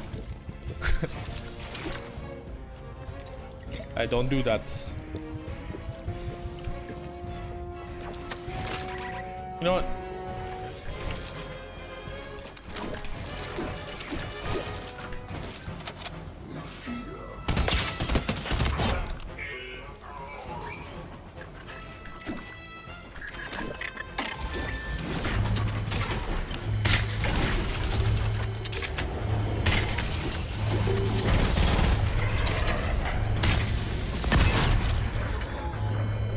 Yeah, miss a marauder. Get bodied, marauder.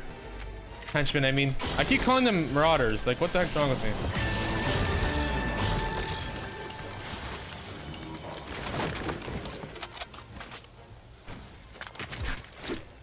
Rockets? No. What about now? You know what? It's okay. How far?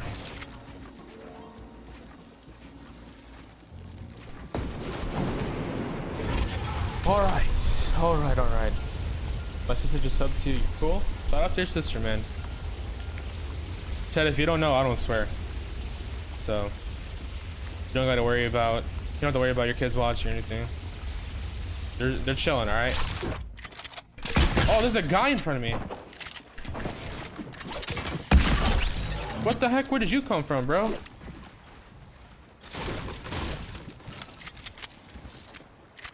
Well, thanks for the launch pad, man. Thank you. What's up, Bree? Bree, no, what's good? My name is Aquaman. What's up, Jake? How's it going? Only getting been on for probably like an hour and like 20 minutes, 30 minutes, hour 30, something like that. Aquaman, what the glizzy? Yo, I have 18 rockets. That guy was stacked rockets. What the heck? What the heck, man? There is a god chest. Let's see what we got here. Let's see what we got. You know, nothing that was useful, if I'm being completely honest with you.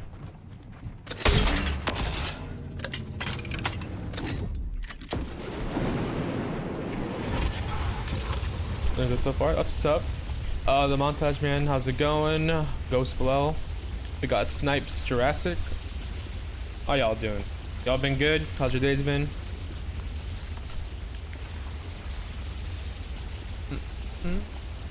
Chat, where were you at last? Oh, actually no, I was streaming pretty late. I can't get mad at you. No, I'm just messing with you. Never mind. Yo, Chandler Narvaez with the tier 1 membership. Shout out to you, bro. You have some emotes and badges now. And a few perks too. You can tap into member only chat, some other stuff. I appreciate that, man. Thank you. Guys, if you want to become a member, I have tiers now. I made it cheaper, so if you want to become like a regular member, it costs only $2.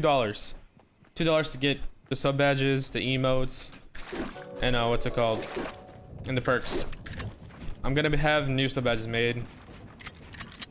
There was some in the process, but y'all gave me a really good idea last night, so pushing it up. Ouch.